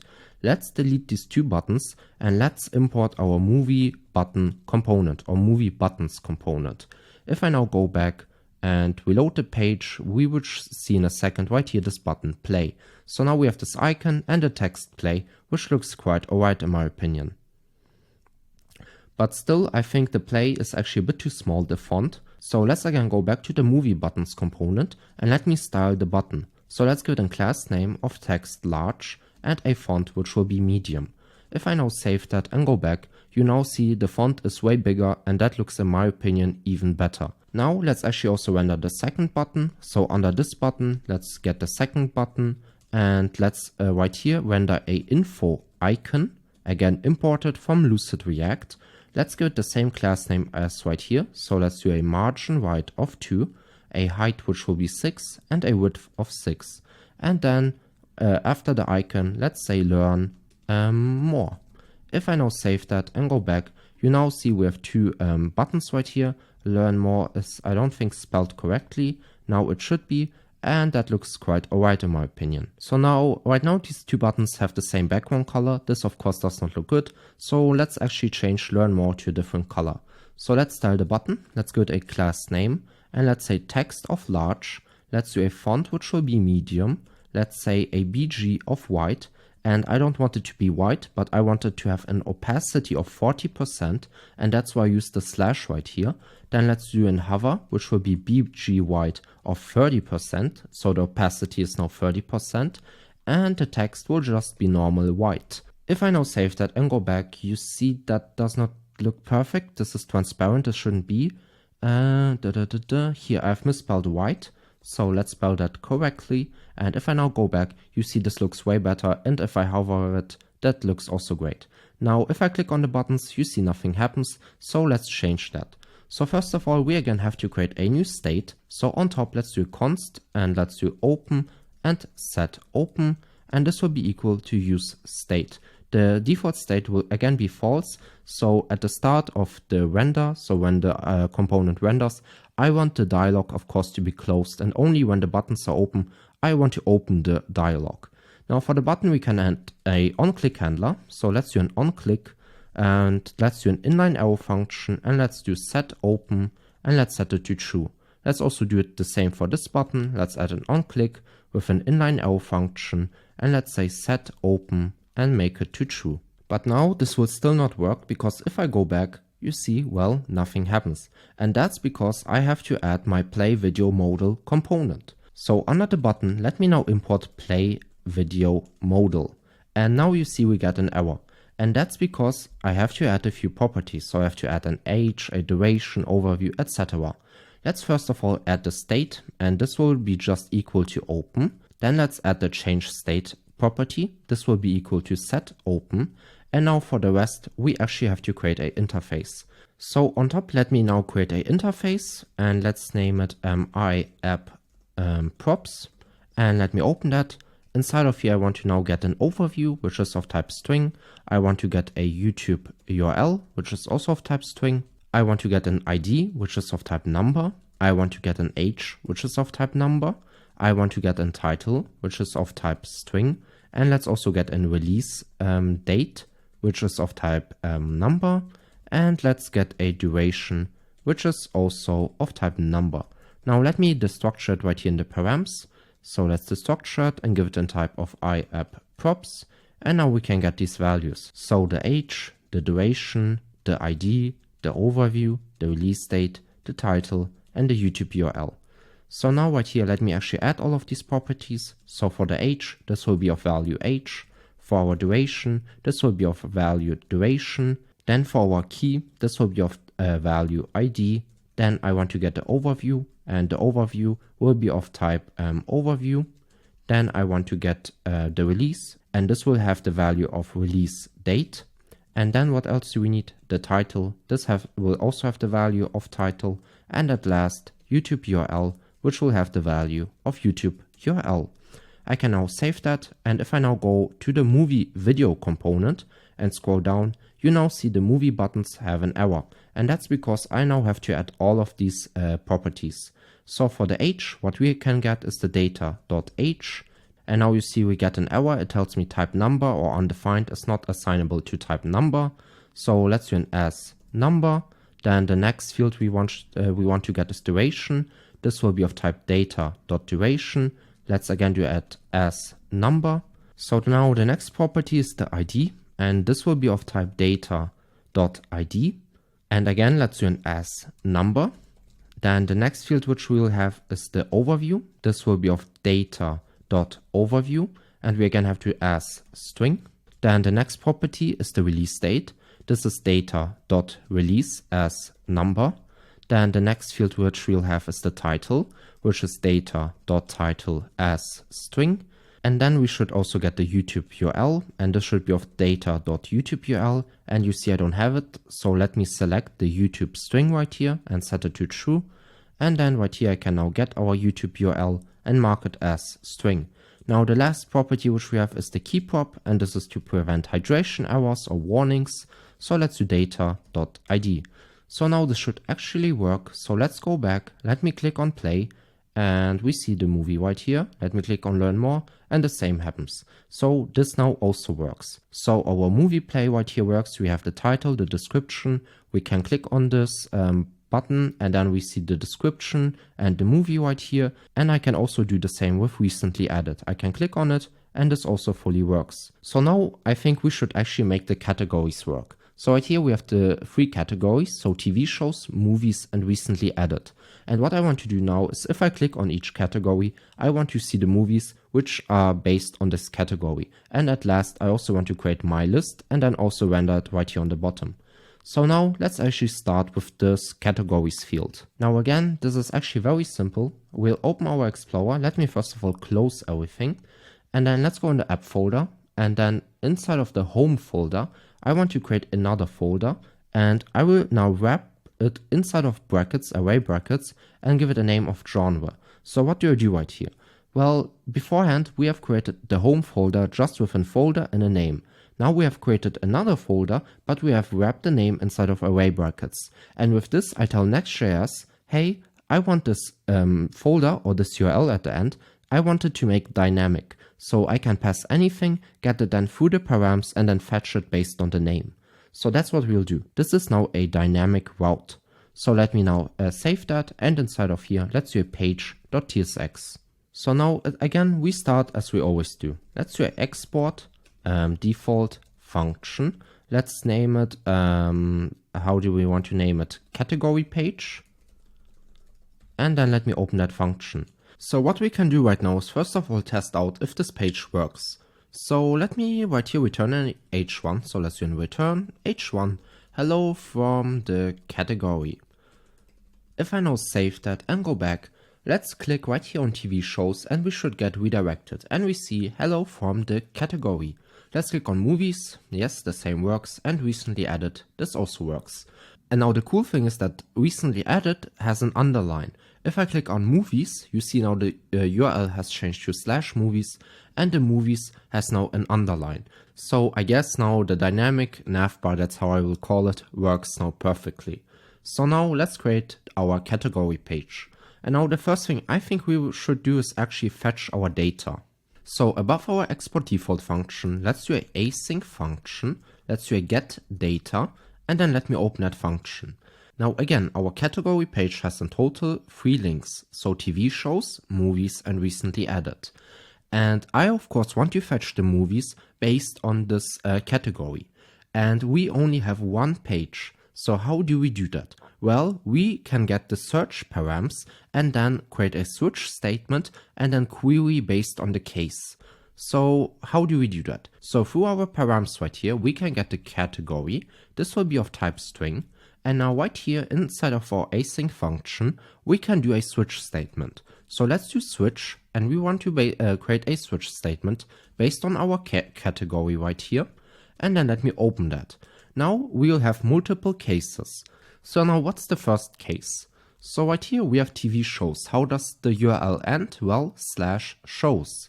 So what we can do right here is create a case, and this will be based on the show's name.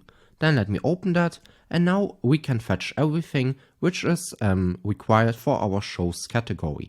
So let's do a constant data, which will be equal to await Prisma. Prisma is imported from our utils .movie.find many, and then I want to find many where our category has the name show. Now show, this is a singular word. You can also right now go to our seed page. So in our seed folder, the page.tsx. So you see right here for this right here record, our category is a show. If I scroll up, for this record, it's movie. And if I scroll up a bit more, for this record, we have a category of recent. So that's what we do right here. We want to find the items where the category matches show.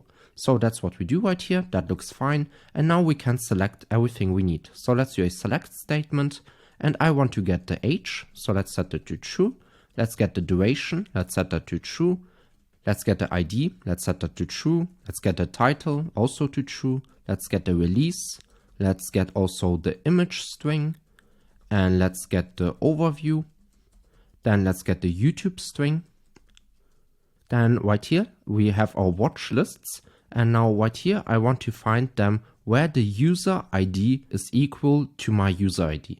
And again, we also have to get that through our params. So on top, let's do a user ID, which will be again of type string. So right here, let me pass the user ID. And that's actually all we need. So what I can do now is actually return our data. Now there's one important thing. If you do a switch statement, you also have to have a default case. So right here, we can now add a default case. And if it's default, so if no of the switch cases are true, we can just do a throw new error. So that looks fine. Now let's get the data through our front end. So let's do a constant data equals to await get data. And now we get two errors. First of all, it tells us right here, await expressions are only allowed within async functions at the top level of modules. So let's mark our function as async. And now the second error, it tells me right here, expected 2 arguments but got 0. And the 2 arguments are the category name and the user ID. So let's get them. So first of all, on top, I can do a const session. This will be equal to await get server session. And get server session is imported from Next-Auth. And then let's pass our auth options imported from our utils folder. Now we have the first step. We got the session and from there I can get the ID. The second step is now to get our category name. And we will do that with our params. So right here we can destructure our params. And now TypeScript complains and it tells me params is declared but it's never read. That's fine. And binding element params implicitly has an any type. So let's give it a type, and params will have the type of genre, and genre will be of type string. So now what we have done is we have destructured params right here through our parameters, and then we tell params that it has a type of genre, which is string. So now we can pass these items to our await get data function. So first of all, let's pass our params.genre. And then for the second param, we will have the session.user.id. And as you see, we don't get any ID. So now that's of course a problem. So for now, I will just give it a default value of just, let's say in strings, A, B, C. And then at the end of the tutorial, I will think about how to fix the error. But for now, I will leave it as like that. And later on, of course, I will change it to the actual user ID or user email. I will think about how to do that. But now we actually fetch our data. So what I can do now is very basic. Let me delete this old return statement and let's do a new return. And let's just say diff. And then let's get our data. Let's map over it. Then we will get a movie. And then let me just return that. Then inside of here, I can now just create a h1 and then render a movie.title. Let's also give it a key so that we don't get any errors. And the key will be movie.id. If I now save that and go back, I can now click on TV shows. And as you see, I get 1, 2, 3, 4, 5 TV shows. So that looks good. If I now click on movie, I will get an error. And that's because I haven't created any cases for the movie category. So let's actually do that for the movie category and for the recently added category. So let's first of all start with the movie case. So let's right here create a new case. This will be called movies. And then let me open that. Inside of here, let's again do in const data equals to await prisma.movie.findMany. Inside of here, I want to again get a where statement, and I want to find all movies which have the category that is equal to movie in a singular word. Then let's again select a few things. So let's create a new select statement. Then I want to get the age. I want to get the duration. I want to get the ID. I want to get the release date. I want to get the image string. I want to get the overview. I want to get the YouTube string. And I want to get the watch lists. And where should be equal to our params again. So our user ID should be equal to, how is it called on the top right here? Also user ID. So let's do user ID. That looks fine again. That's great. The last thing I have to do is of course return the data. So let's do return data. So if I now save that and go back and click on movies, I don't see anything. Why is that? Let's see. I get an error right here. That's because I haven't selected the title. So let's select the title and set that to true. If I now go back, we should now see the title. Yeah, for movies, we have 2 movies as you see right here. Let's now also do the same for recently added. So let's create a new case and this will have the name recently. And then let's open that. Inside of here, we'll actually do again the same. So let's do const data equals to await prisma.movie.findMany. Now again, I don't want to get all movies. I want to get only certain types where the category is equal to recent, again in a singular word. Then let's again select a few things and actually let's just copy it from here. So I will copy this whole select statement from movies since it's actually the same, and let's just not waste any time right here. paste that, and that looks fine. So now let's try it and click on recently added, and now we get an error. Why is that? That's because I don't return any data. So let me right here now return the data, and if I go back, reload the page, you now see that all links work. So our homepage works, our category pages work, and now we have to actually also style our category pages. So let's do that right now. To get started, let me delete everything inside of the return right here, and let's create a new return statement. And how do we want the movies to look? Well, again, we want to create a grid. So if we are on a bigger device, we want a column of 4, so 4 movies on the horizontal side. If we are on a smaller device, then 3 calls. If we are on an even smaller device, then only 2 columns. And if we are on a mobile device, so on your phone, we only want to have 1 column. So that's exactly what we'll do right now. So let's write here grid and class name of grid. Then if we are on a mobile device, let's do grid calls of 1. If we are on a small device, let's give it grid calls of 2. If we are on a medium device, let's give it grid calls of 3. And if we're on a large device, that means right now on a computer, let's give it grid calls of 4. Let's now also give it some padding. If we're on a mobile device, let's give it padding x of 5. If on a small device or bigger, let's do padding x of 0. And let's do margin top of 10 and a gap of 6. Inside of here, I want to now map over my data. So let's do right here data.map. Let's get the movie and let me return that. So first of all, let's create a div right here. Let's give it a key to prevent any errors. Let's do movie.id. Let's also give it a class name and let's say relative and height of 60.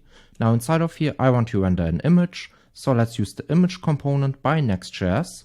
This is imported right here on top from next/image.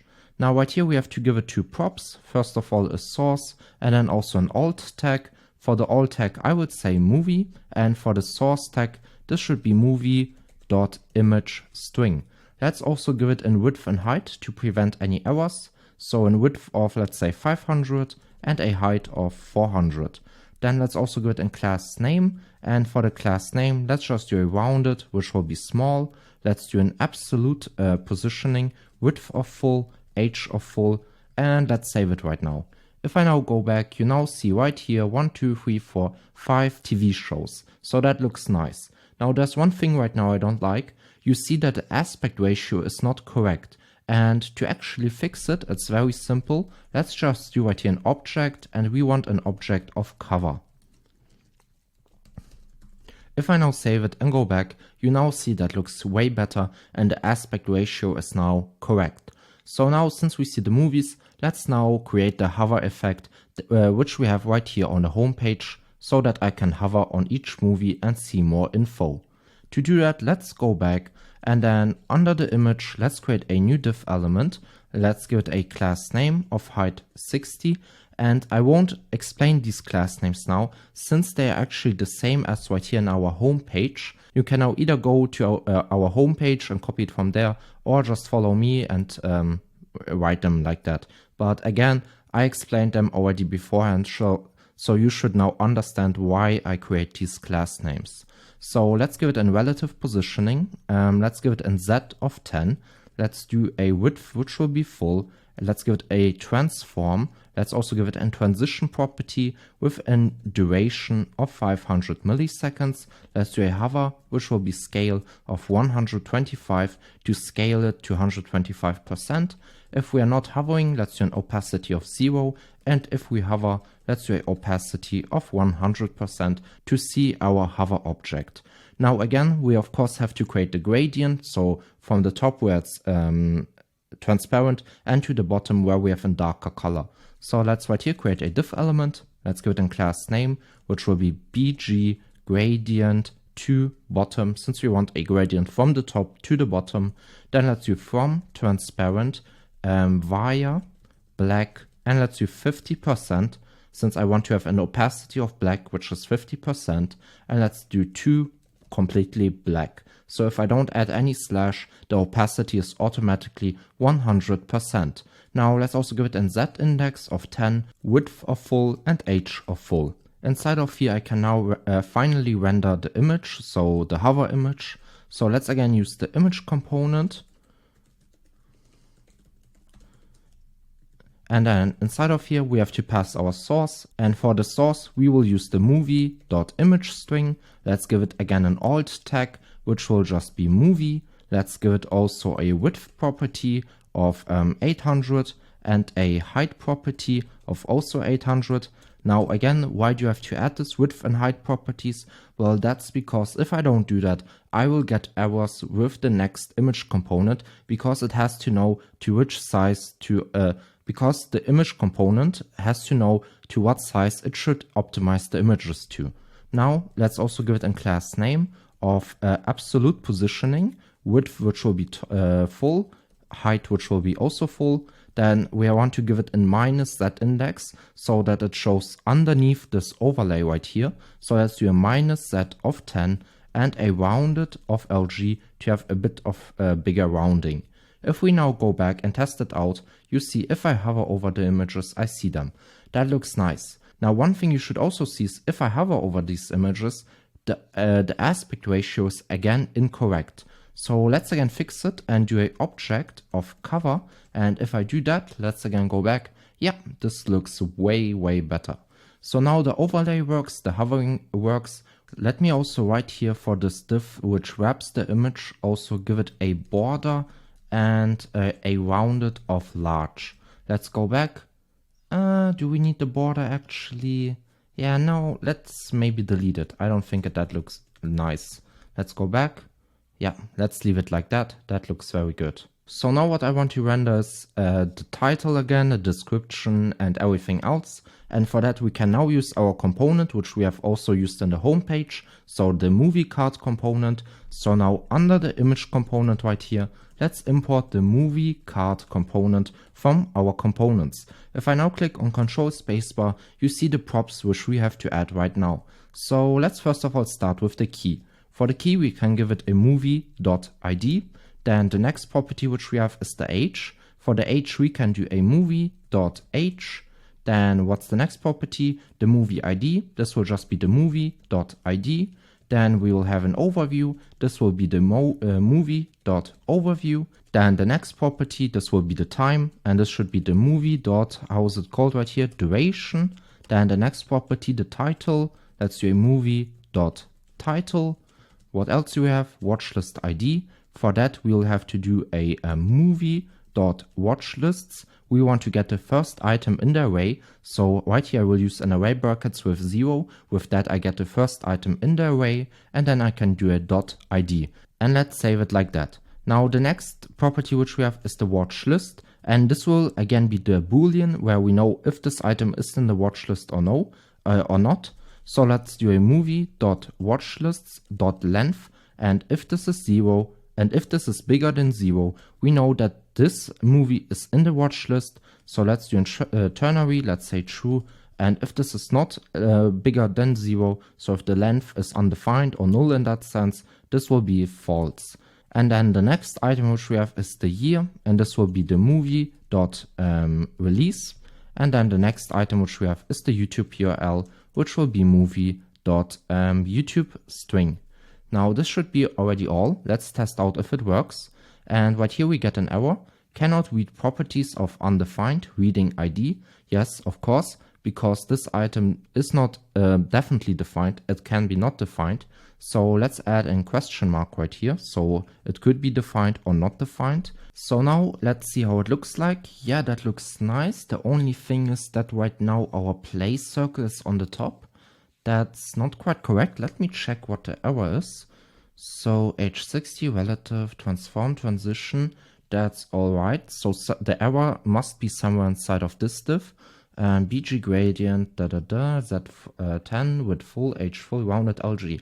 So I already see what the error is. Of course, our play button right here can't be in the center if we don't position it to the center.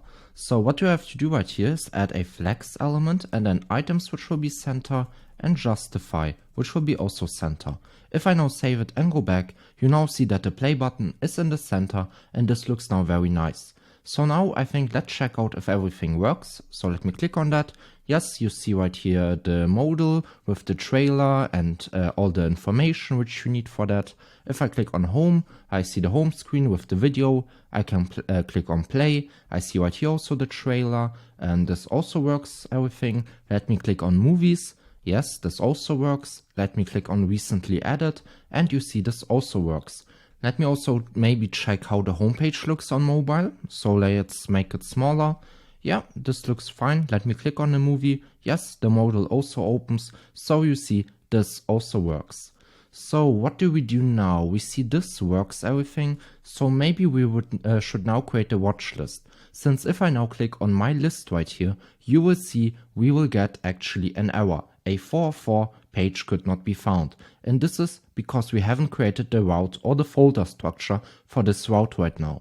So if you right now go to the navbar.tsx component right here, you will see that the URL for my list or my wish list, watch list, is /home/user/list. So what do we have to do?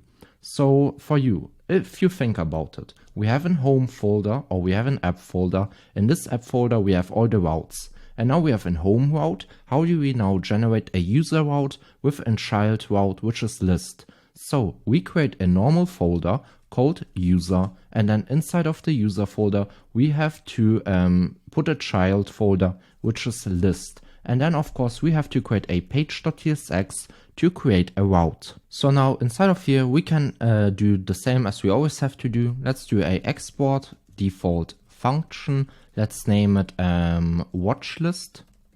And then let me open that function. Inside of here, I can now return a h1 and let's say hello from the watch list. If I now save that and go back and click on my list, and that's what you see right here, we now see an h1 with the text hello from the watch list. So this works. Now before I create the UI, I think what we should do right now is actually do a fetch call or fetch our data. So let's do that right now.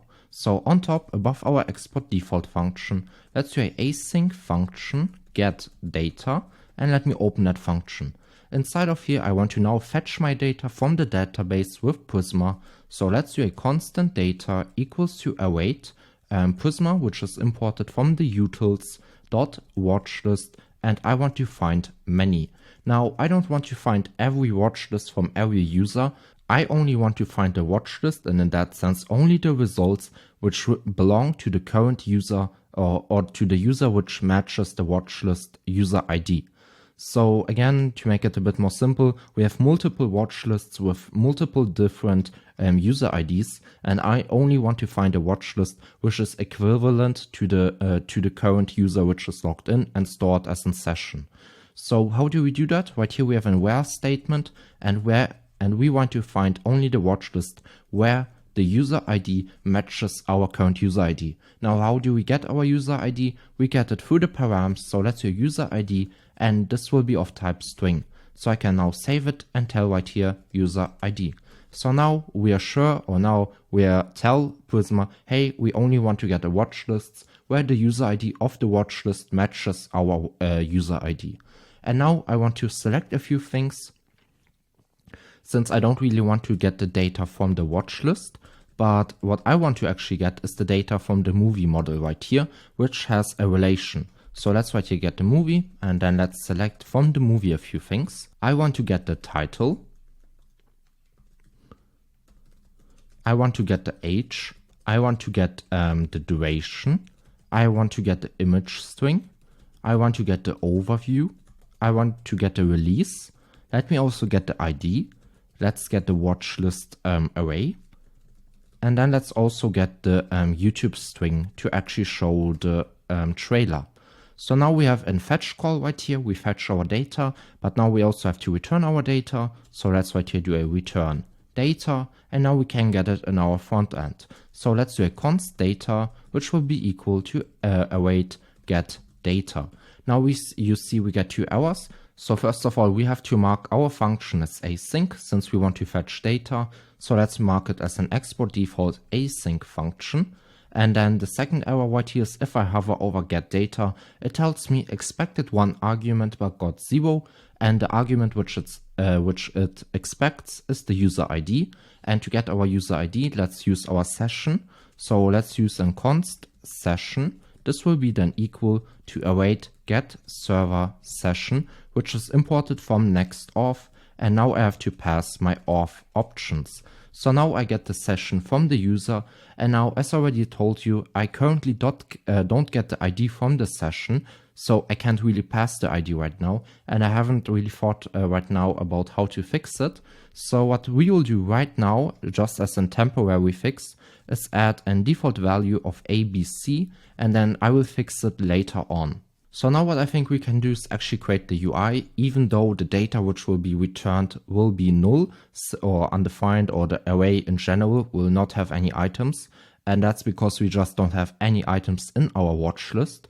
But still, let's actually already create the UI. So when I add the functionality, so that we directly see if the items are in the array, in the watch list, or if they are not. Now, to actually not waste any time, I will copy the code right here from our genre page, since actually the code will be exactly the same and I don't want to waste any time.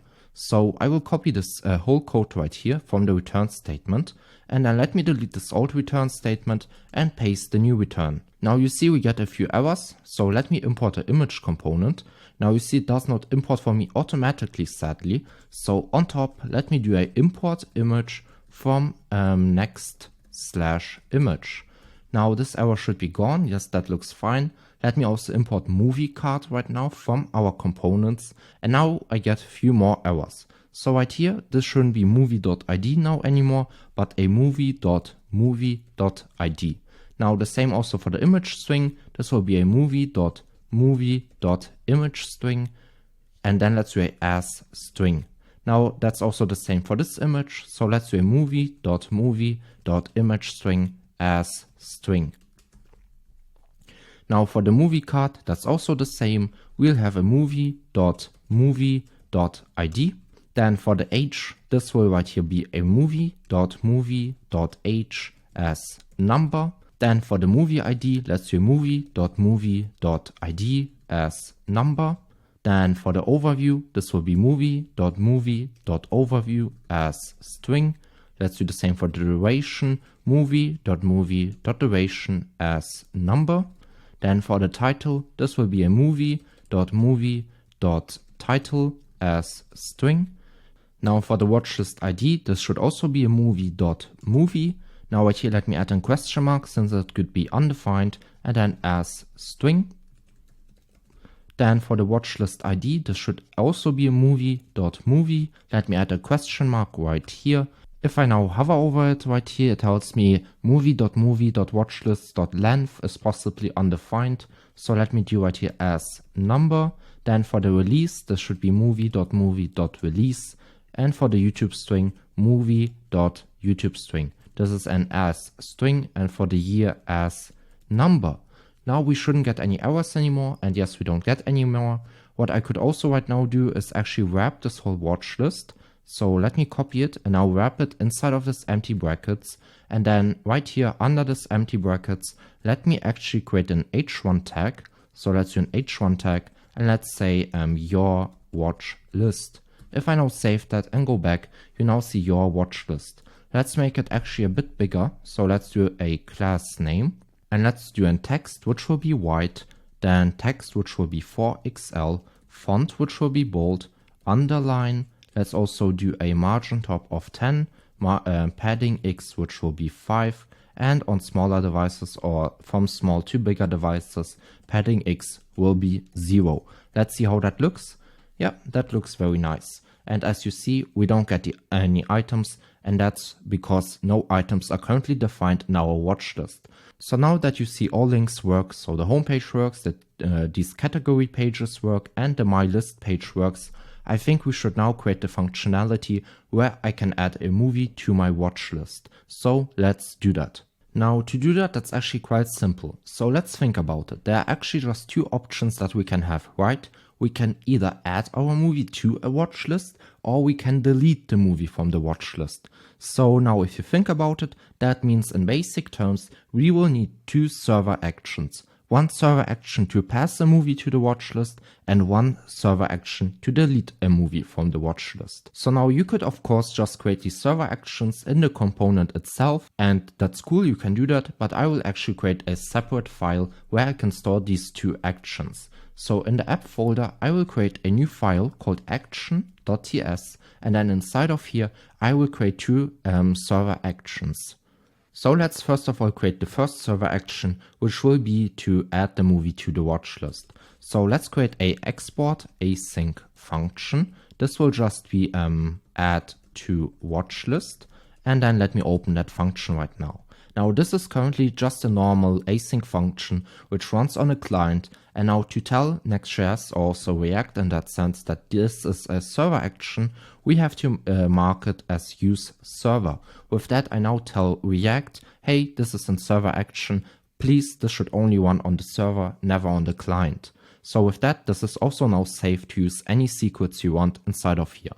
Now what do I want to get also through the params? I want to get the form data. So let's write here get form data, and form data has a type of form data. So now we have created our first server action, and now let's actually run the query. So let's do a const data, which will be equal to await Prisma. Prisma is imported from the utils folder dot watchlist dot create. And now inside of here, I want to create data. And now we have two options which we have to pass. So first of all, we have to pass a user ID right now. Let me just mark it as a string.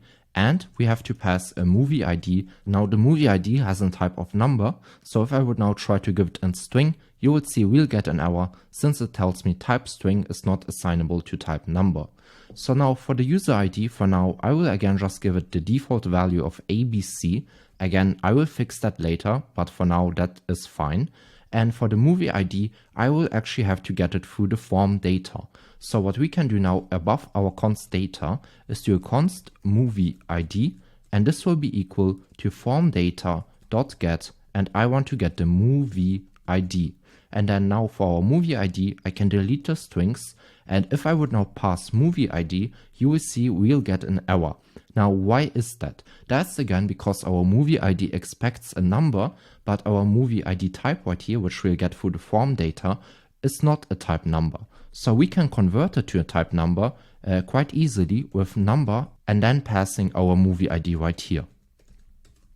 So now you see we don't get any errors anymore, and that looks very nice. So now I can actually save that, and before I create the second server action, let's actually hook up the functionality to make this server action work. So now to make it work, it's quite simple. I'm now on the movie card component, and there we have two forms. So the first form right here, or the first button, is to delete an item from the watch list, and the second button or form is there to add an item to the watch list.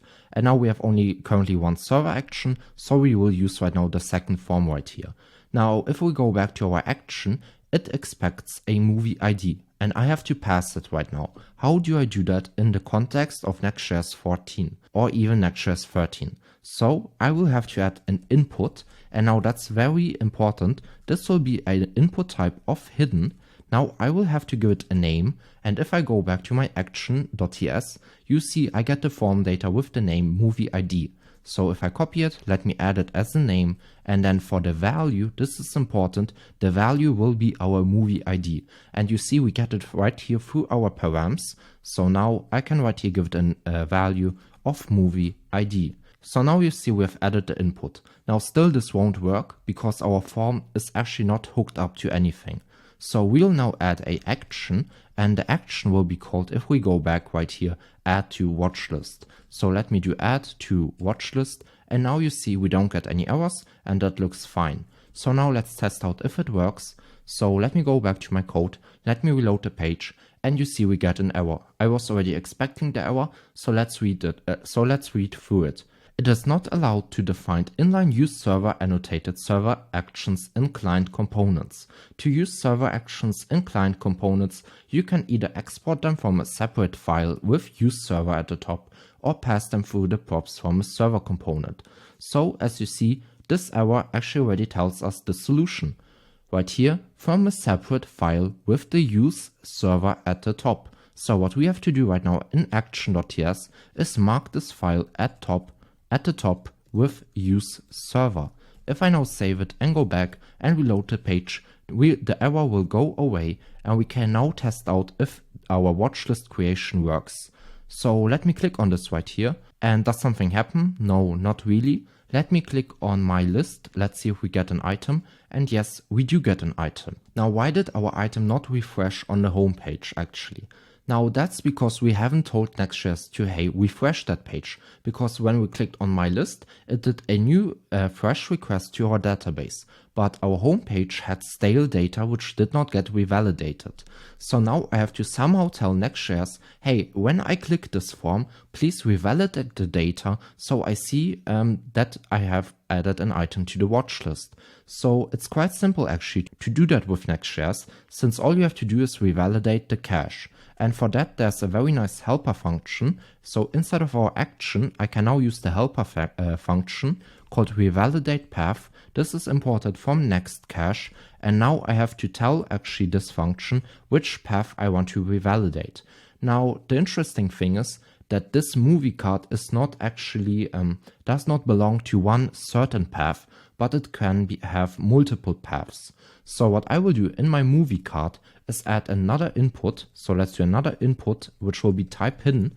And with this input, I will now tell my action on which URL we are currently on. So let's give it a name right now. And the name will just be path name. And now we also have to get our path name somehow. And for that, there's a nice helper function. So above our return statement, let's do a const path name, which will be equal to use path name. Path name is imported from Next navigation, and now I can actually get the path name. So now right here, let me give it now a value, and the value will be path name.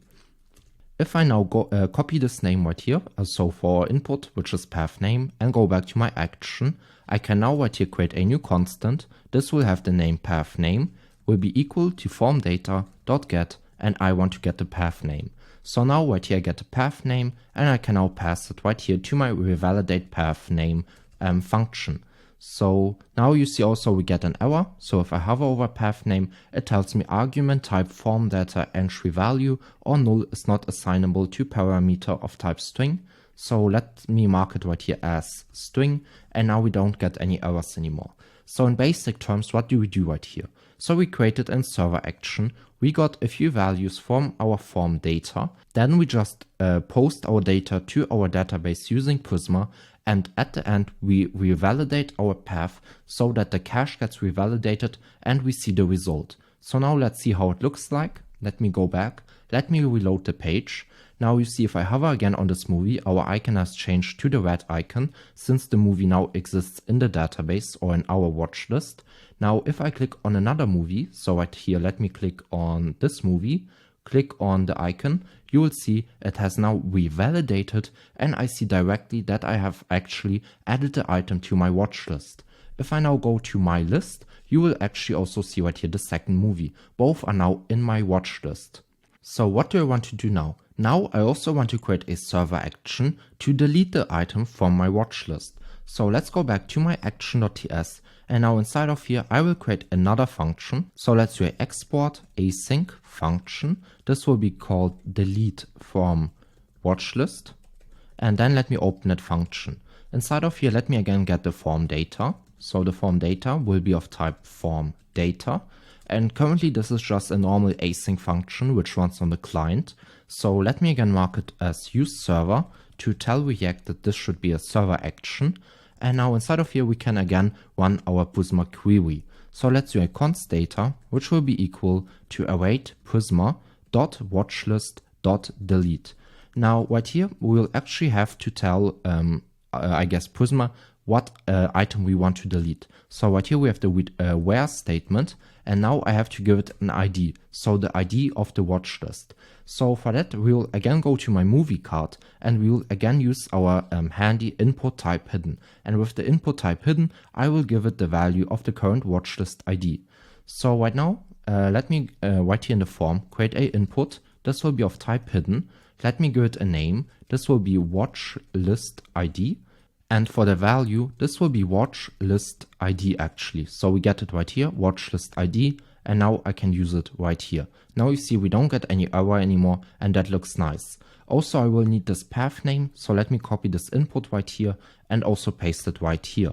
So now I have created two input type hidden. So first of all, where I pass the watch list ID, and I pass also this in the second input, the current path name. So now I can actually get it right here in the action through the form data. So now let me actually create a new constant. This will be called watch list ID. This will be equal to form data.get. And now let me check how I spelled it. Right here, watch list ID. So let me copy it and paste that. Let's do also as string.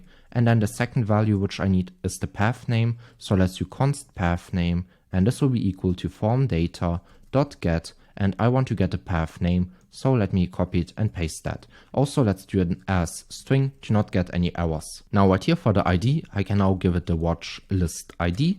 And I also want to revalidate my path. So let's use the revalidate path function and let's pass our path name, which we want to revalidate.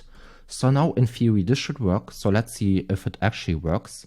So right here, let me reload first of all the page to be sure that everything is compiled. And now let me just delete this item. And you see it did not work. Now why is that? That's because if I go to my form, to my movie card, you see our form does not have any action. So let me right now add an action, and this should be called something like delete from watch list. So now this should work. So let me again reload the page, and now let me test it again. So let me click on it and the item is deleted. Let me click on that and the item is also deleted. I can again test it. Let me add this and let me add this. And if I go to my list, you see it right here. So this now finally works, as you see. That's very nice. So now instead of just actually querying or creating the watch list within just default value of ABC, I think I came to the conclusion instead of using ABC, we could just store them using our email. Now in a perfect environment, I would probably do it with an ID, but right here Next-Auth, we don't get the ID very easily. So I will now actually just use the email and store it with that. I think that's actually safe enough because at the end of the day, our email or in this project in Next-Auth, automatic account linking does not work. So attacks shouldn't be really possible. So I think it should be safe enough to store our watch list in association with our email. So now if I click on the search icon, I can now search everywhere where I use this ABC. And then we have it right here in our home user list, as you see. And in our user list, I just add the ABC. Let's, instead of doing the ABC, let's do a session.user.email. This will now be a string. I now get an error, so let's do an as string to prevent that. Then let's see where else I add an ABC. I added right here inside of our category page. So instead of ABC, let me again get the session.user.email as string. And where else do I add it? I think I added right here in the action.ts. So let me get the session first of all, so that I can get the email. So let's do const session equals to await get server session. And then let me pass our auth options, which I import from the utils folder. So now instead of ABC, I can just do a session.user.email as string. And this should still work actually. So now if I reload the page, there's a weird thing, right? So right here tells me that I've added these two movies to my watch list. Now this is not correct. These two movies are associated with the user ID ABC. If I click on my list, you will see this does not pop up here because I only fetch the data which is associated to my email. Now, why does it happen right here? Well, that's because I fetch the watch lists which are not associated to me. I just fetch all watch lists right now. So let's change that right now. To do that, that's actually quite simple. So what we have to do is if I go actually to the recently added component, we have right here, where is it? Watch lists. Now, currently I select the whole watch list, but I don't want the whole watch list. I only want to get the watch list, which is actually associated with me and only me, with nobody else. So instead of true, let me open that and then let's add a where statement.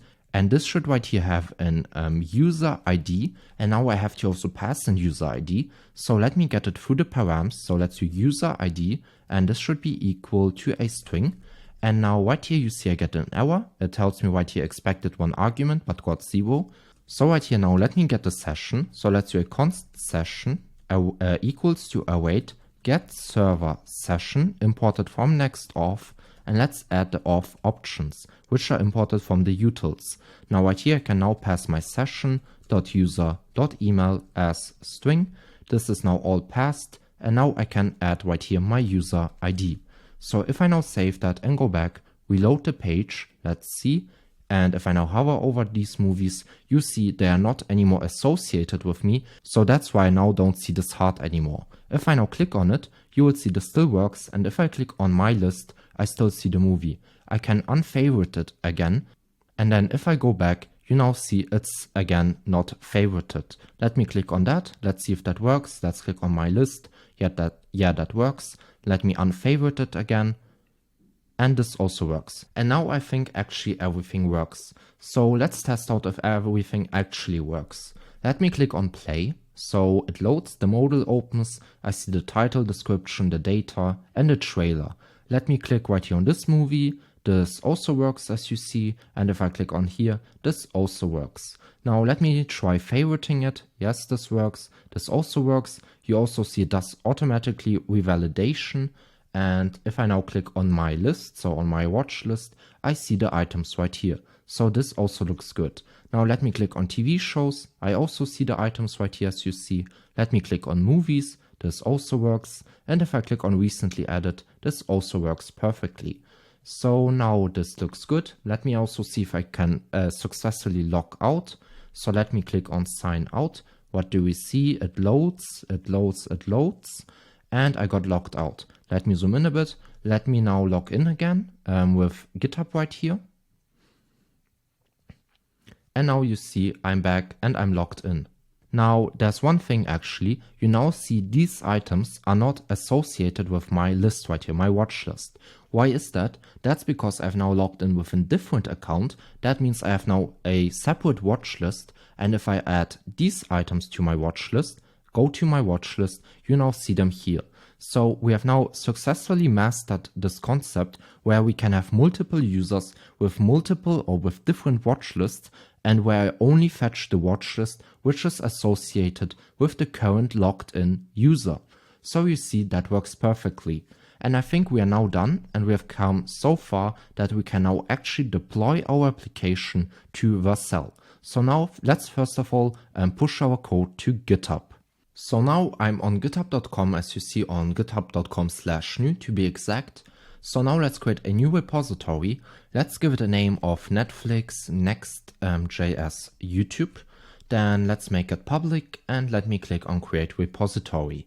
So now you see GitHub gives us instructions on how to create a repository. So let me open my terminal, let me stop my dev server, let's clear everything, and let me zoom in actually. So how do I get started? Let's do a git init, then let me do a git add everything. So git add and then a dot, with that I add everything. Then I have to commit my code. So let's do a git commit -m, and for the message we will just say finished project. Then let me click enter. Now you see everything has been committed. Now if I go back to the instructions, the next step is to create a branch. So let me copy that and paste it right here. Then the next step is to add a remote origin. So let me copy it and paste that. And then the last step is to push my code. So I will just copy that and then paste that. So now if I go back and reload this page, what you will now see is that we now see the actual code, which is nice. So now let's go to Vercel and deploy this application.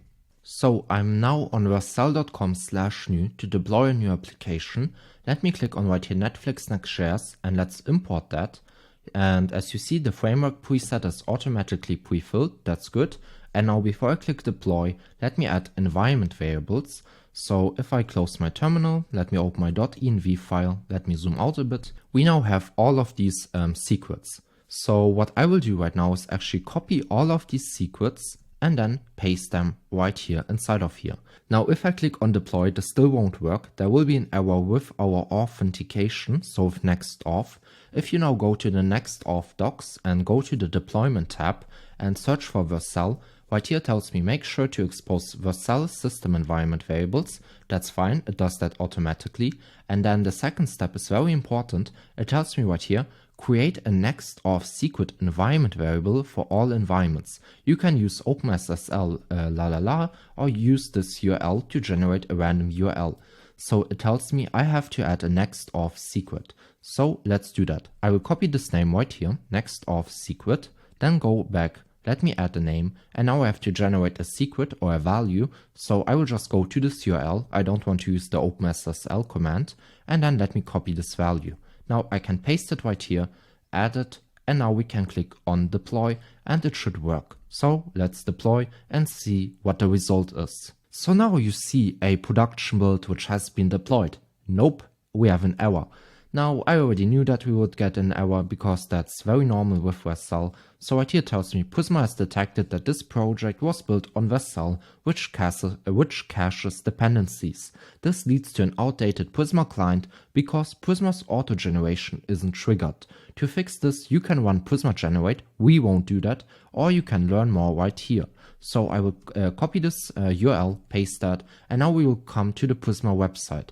And right here they tell you again what the problem is. So the problem is, since we use this Vercel, it will just cache our dependencies, and because of that, the automatical Prisma generate command won't work. So right here we have a solution, and that's to add a custom post install script, and that's exactly what we'll do. So let me copy this post install script. Let's go to our package.json, and then under our lint right here, let me just paste that. Now we have to push our code again. So let's do git add everything with a dot. Then let's do a git commit -m, and let's say added, I guess, script. Let's click enter, and let's do a git push. This will now push our code to GitHub, and Vercel will automatically rebuild our application. So let's head over to Vercel. So I'm now on Vercel, and again, as you see, the automatic rebuilding has worked. It now rebuilds the application, and now let's hope for the best and not to get any errors. So now you see Vercel has successfully deployed our application. So let's click right here and actually see how it looks like. And we get an error, or not an error. Chrome wants to tell us that this site could actually be a dangerous site. And why is that? That's because we have a Netflix name in our URL.